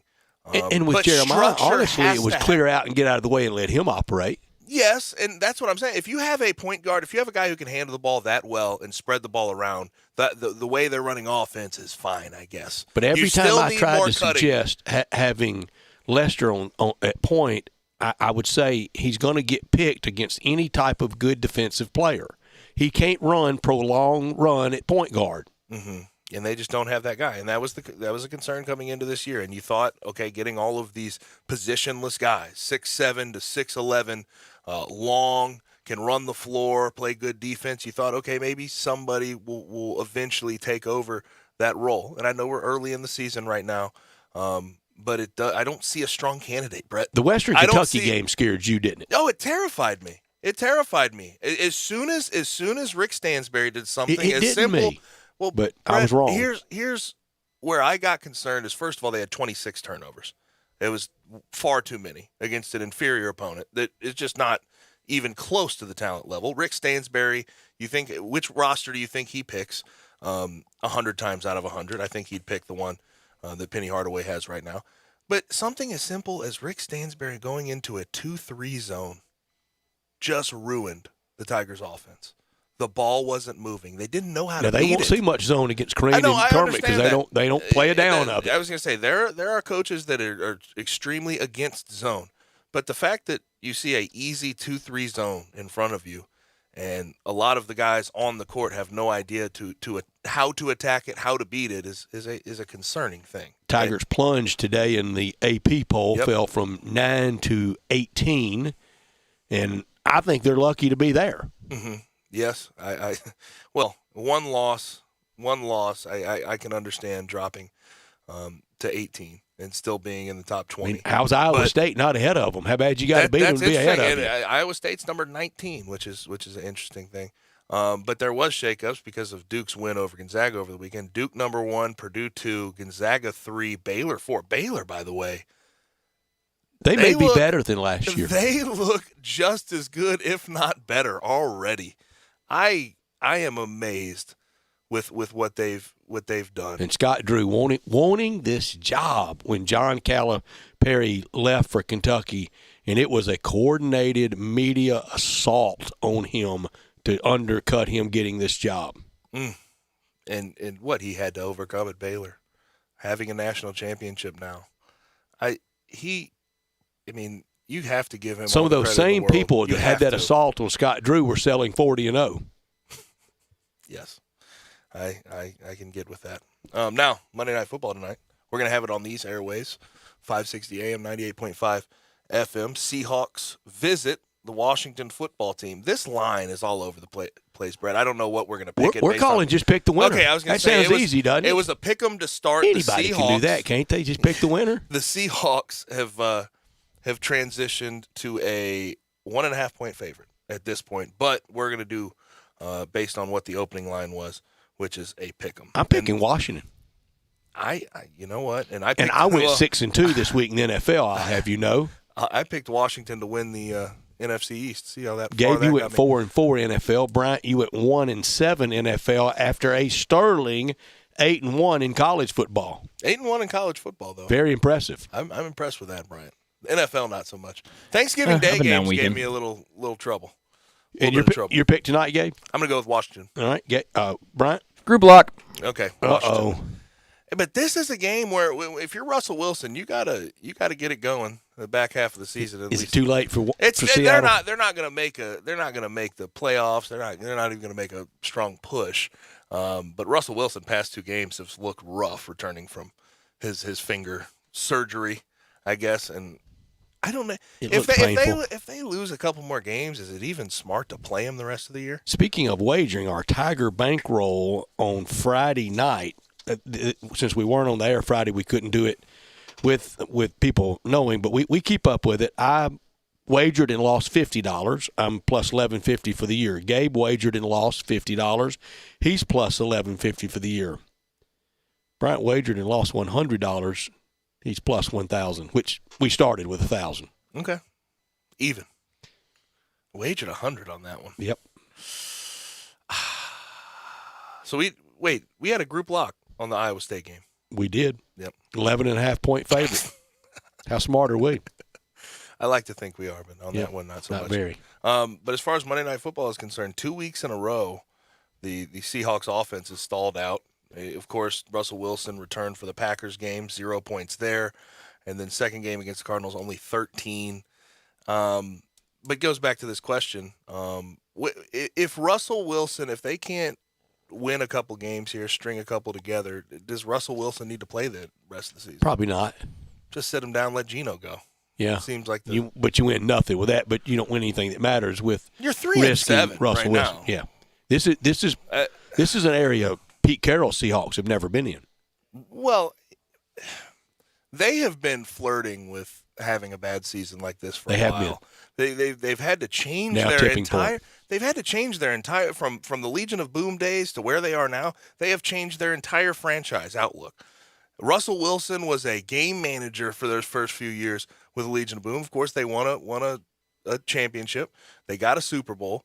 But after that, once those guys, they couldn't pay him anymore, it became an offensive team. It's all Russell Wilson now. And if he can't get it going, then I don't really see why he needs to be out there for the rest of the year if they don't have any chance to be in the playoff conversation. Big four on defense. Let's start with Washington. I think we got a group lock at the top. Got to be. And shout out Might to this be the guy. best ever. Ooh, okay. You start. Number one, Darryl Green. Okay, Darryl Green. And I was going to say, Darryl Green, when I played in the NFLPA Collegiate Bowl coming out of college, he was our head coach for the national team. And good guy, really good guy, very fast still. Yes. In a 40-yard dash, big 71 or Darryl Green, who breaks the tape first? Do I get a head start? He's 50. Again, do I get a head start? I ask again. He ran a 4.2. Oh. I mean, this guy was ridiculous. Number 2 for me, Charles Mann. Number 3, it was brief, but it was great. Mm-hmm. The late, great Sean Taylor. And number 4, one of my favorite football cards as a child because I wanted to call him the sandwich, but it wasn't. It was an N, not an M. Chris Hamburger. I go 1, Darryl Green, the fastest guy. Would you say we've had some fast NFL players? Deion, Bo. Is he right there with him? I think he's faster. Faster? Okay. But he had the 2 Super Bowls. 2, I go Ken Houston, 12 Pro Oh, that's Bowls, good. 2 All-Pros. 3, Sean Taylor for a brief time. If he wouldn't have had his life tragically cut short, you just sort of wonder where he'd be in regards to all-time, Hall of Fame and everything else. 4, I go Charles Mann. I went a different route. Okay. I didn't feel my integrity ranking players that I've never seen play. So I went with guys I've seen play. No, wait a second. You've read about Washington and Jefferson and Lincoln and those guys, right? You didn't know them either. No. I mean, you've read about JFK and FDR, Oh, right? of course. But I'm not ranking them. I can't rank presidents, un-American. Yeah, you could. That's un-American. So you only win in your lifetime? Yes. Okay, in my lifetime. This is going to be an interesting list. So, first off, not in my lifetime. At number 4, Mark Mosley, kicker. They count as defense. MVP, exactly. Number 3, Chase Young. You went kicker. Chase Young. Number 2, Ryan Kerrigan. And number 1, the Champ Bailey. Yeah. Okay. I remember Champ. Fatally flawed list. Yes. Yeah. I'm going to be completely honest. Champ. I mean, you went kicker. I mean, he's offense and defense. MVP. He's an MVP. You can go kicker if MVP they're because good of enough. offense. This is a defensive list. Yeah, you could. Well, I don't know how you go Champ though. I don't know how you. Because I've seen Champ play. I told you before I did the rankings. Champ is a. He was a Bronco. I see him as a Bronco. I don't see him as a. Yeah. Seattle, we did 5 earlier through 8. this year, and I went. We mostly all had Cortez, all had Wagner. A few differences. I had Kenny Easley, Jacob Green. Let's go with Bryant. See See if he's got a kicker on his list. We don't have a kicker on the league, but we do have a mid-Southerner on there, KJ Wright from OB. Very good. Very good. Earl Thomas at number 7, Cam Chancellor number 6, and then Richard Sherman at number 5. Okay, Richard Sherman. I got Richard Sherman as 5, Earl Thomas 6, Cam Chancellor 7, MVP of the Super Bowl, Malcolm Smith. Oh, okay. Malcolm Smith, I don't know if we've heard from him any time recently, though. Malcolm Smith, that is again, I think we've talked about it, one of the most obscure Super Bowl MVPs in history. Right there with Dexter Jackson. Yes. 5, I go Cam Chancellor. 6, I go Earl Thomas. 7, it's an interesting one, Lofa Tatupu, if you guys remember Lofa Tatupu. And then 8, I go KJ Wright from OB, like Bryant said. But that'll do it for our Monday Night Football preview and pick. Seattle at Washington tonight. You want to hear the details of Lincoln Riley's USC contract? Have you seen this? Let's go for it. Let's hear it. $110 million. USC buying both of his homes in Norman for $500,000 over the asking price. Okay. And a $1 million bonus. Buying a $6 million home in L.A. for him. Unlimited use of the private jet 24/7 for family. $6 million square foot house, or $6 million home. And I was What's that get you in LA? I was kind of confusing myself. What do you think the square footage on that house is? Not even all that much for $6 million there. No, 4, can't be 5, maybe. I don't know. But that's why they threw the private jet in there. 24/7 private jet usage for the family. Psh, that's underrated. To get out. And $500,000, $500,000 over both houses. Just made it rain, didn't they? Well, some people are fetching a lot over asking price right now in this market. And people said Nick Saban at $4 million per when he took the Alabama job was outrageous. Right. We'll come back on the other side and we'll get to Taco Bell Crunch Time right here on Sports 56 98.5. Hi, everybody. This is Dave Woloshin, and I've moved. Now you can catch me with all my friends from 10 to 11. We'll go all over the country to bring you whatever is happening that day. Wallow and Friends from 10 to 11 on Sports 56 and 98.5. Belly Acres' motto is City-Fied Farm Fresh. The goal is simple. Provide a fun, unique farm-to-table experience for the whole family. 2 great locations, Regalia at 6130 Poplar and in Overton Square at 2102 Trimble Place. Overton Square hours Sunday through Thursday 11A to 9P, Friday and Saturday 11A to 10P. Regalia Sunday through Thursday 10:30 a.m. to 9 p.m. and Friday and Saturday 10:30 a.m. to 11 p.m. Signature burgers are made from 100% grass-fed beef. Sandwiches, salads, and the best milkshakes anywhere. The burgers, so good, like the Daria or the Double Daria, and the melt in your mouth. And you have to try the Voodoo Moo Moo. It is the quality brand the Belly Acres team has developed using grass-fed beef with creative homemade toppings in a fun farm setting right here in the city. The goal at Belly Acres, to become even more sustainable as they grow. In Overton Square and in Regalia, the very best quality available in Memphis, burger shakes and smiles at Belly Acres. There's nothing more frustrating than when your garage door breaks down. You're trying to get to work and it just won't open. What's the deal? Well, I'm not a garage door expert, but my friends at New Day Overhead Doors are. I was using New Day to fix my garage way before they came aboard with us. They are your one-stop shop for all your garage door and garage door opener maintenance needs. True professionals. And get this, New Day will beat their major competitors' price, oftentimes by half. That's half the price. 30 years experience. Honest, dependable, family-owned business. Don't ignore those strange noises your garage door may be making. It's New Day Overhead Doors for a simple repair or new garage door opener system. To schedule your appointment, call 901-351-5177. That's 901-351-5177. New Day Overhead Doors. I was getting my coffee today, Jose, and I heard there's a new way to get our jobs done at a price we want to pay for them. Grow profits and find new workers. Sure, boss. I downloaded the ZipCat construction app, Jose. Use the work icon, created the job description, and priced it. Yes, boss. Another contractor will buy it, and we got 3 days to accept and mutually approve the job, Jose. Sure thing. New concept. No more estimates. We control our price with ZipCat. Contractors, plumbers, electricians, etc. Find jobs listed with the ZipCat app. Download the ZipCat app now for free on the App Store and Google Play. ZipCat app, the best tool in your toolbox. There's an institution in East Memphis that I love talking about. It's the Spirit Shop at 4848 Poplar Avenue, right down the street from Clark Tower, and it looks like a log cabin. It's been around Memphis since 1969 with a family-owned, friendly, knowledgeable sales staff that is just a wonderful place to go. I love going in and talking wine or bourbons, and they've got such great selection. So if you've not visited the Spirit Shop in a while, it's been remodeled. You'll love what you see when you need spirits. Tell Eddie Wollo said hello. Rich Eisen here from Monday Night Football on Westwood One with a preview of NFC action coming up with the Seahawks flying east to take on the Washington football team. Russell Wilson has struggled since returning from surgery on an injured finger, and the team has dropped 2 in a row. Head coach Pete Carroll says he's as surprised as anyone at their lack of ability to score. Started when Russ got banged up, and then we just haven't got productive, like we need to be, and we got to get back on track. Maybe it's going to be a couple weeks for taking a month off for Russ to be at his best to help us, but we got to do stuff around him as well. Taylor Heineke and Washington have won back-to-back games, including a surprise W last week over the Panthers. Kevin Harlan and Kurt Warner will have the call of Seattle at Washington on Monday Night Football. Remember to listen to Westwood One's coverage of the NFL all season long, right here on Sports 56 and 98.5 FM. For the ones who are always in the know. Delivery confirmed. For the ones who keep things running. For the innovators and the problem solvers.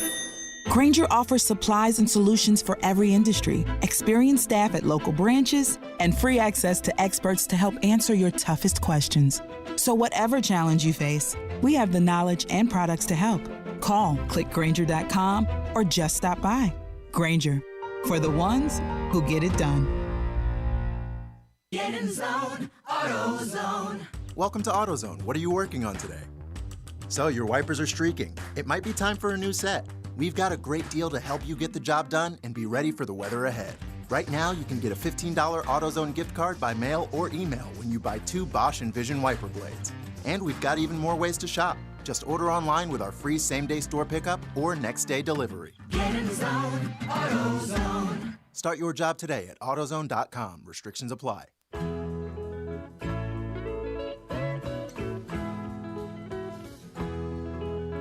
Now, back to Sports Time on Sports 56. This hour is brought to you by DeSoto Auto Sales. Here once again are Brett Norsworthy and Gabe Kuhn. Go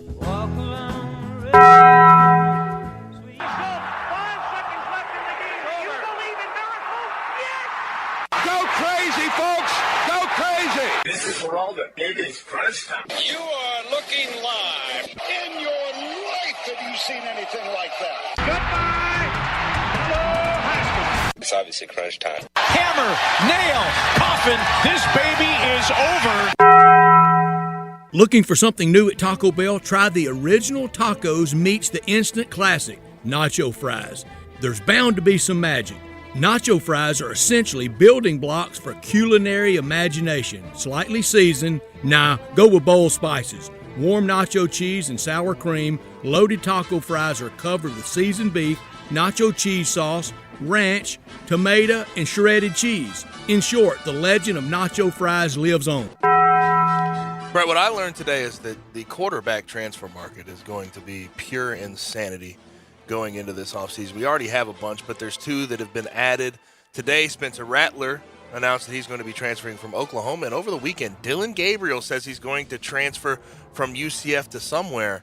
I think I may have an idea where that somewhere is, and it may be really close to where we are right now. Learned today it looks like Auburn's the front runner to be the SEC representative in the AutoZone Liberty Bowl. It'll be the first time for the Tigers to be here since 1984. They won with Bo over Arkansas that year, and they go back to the very first Memphis AutoZone Liberty Bowl in 1965. That'd be a fun matchup to have Auburn here against anybody from the Big 12. Absolutely, and there's a lot of good takers for the AutoZone Liberty Bowl this year. What I could have done without very, very sad news from Lee Elder today. He passed away at 87. He was the first black player, of course, to compete in the Masters in 1975. He was born in Dallas, 4 career PGA Tour wins, made the 1979 U.S. Ryder Cup team, and he was an honorary starter at this year's Masters alongside Jack Nicklaus and Gary Player. Very sad to hear of the passing of Lee Elder. Sure is. Classy man. That was fun last year when he was on the first tee to start the Masters. I could have done without Alabama for the first 50 minutes of that game Saturday. It was a punt, pass, and kick game. It was a punt-a-thon, and then here came the Iron Bowl. Maybe the best Iron Bowl win ever for Alabama on the Plains. Nothing's going to pass the kick six, though. First of all, Saturday didn't cost Auburn going into the playoffs. It did Alabama in 2013. Kick six stays at its lofty perch as the number one college football game all time. Yeah, I can agree with that. Now, what we're looking forward to tonight, we have some NBA action, have some NCAA basketball. A Big Ten ACC Challenge starting tonight. We sure do, but I'd say the biggest thing on TV tonight, Monday Night Football. Even though the teams are not all that impressive, Washington football team and the Seahawks. We got to watch the coaching carousel. This Brian Kelly stuff just bills and bills, doesn't it? How about the MLB? While everybody's worried about a work stoppage, we have had free agent signings going nuts. Marcus Semien, Corey Seager to the Rangers. Rob Manfred still commissioner? I don't see if he is, we can't be too excited about baseball because he'll wreck it somehow. Yeah, but there's a bunch of free agent signings. Make sure you look into that. But that's all we have for today. Thanks for joining us. Thank you to Evan Barnes. Thank you to David Cobb for their contributions to the program. Tomorrow, Dave Woloshin, Brent Beard, Drew Hill, and Bo Marchant will join us. Enjoy the rest of your night. We'll holler at you tomorrow at 3.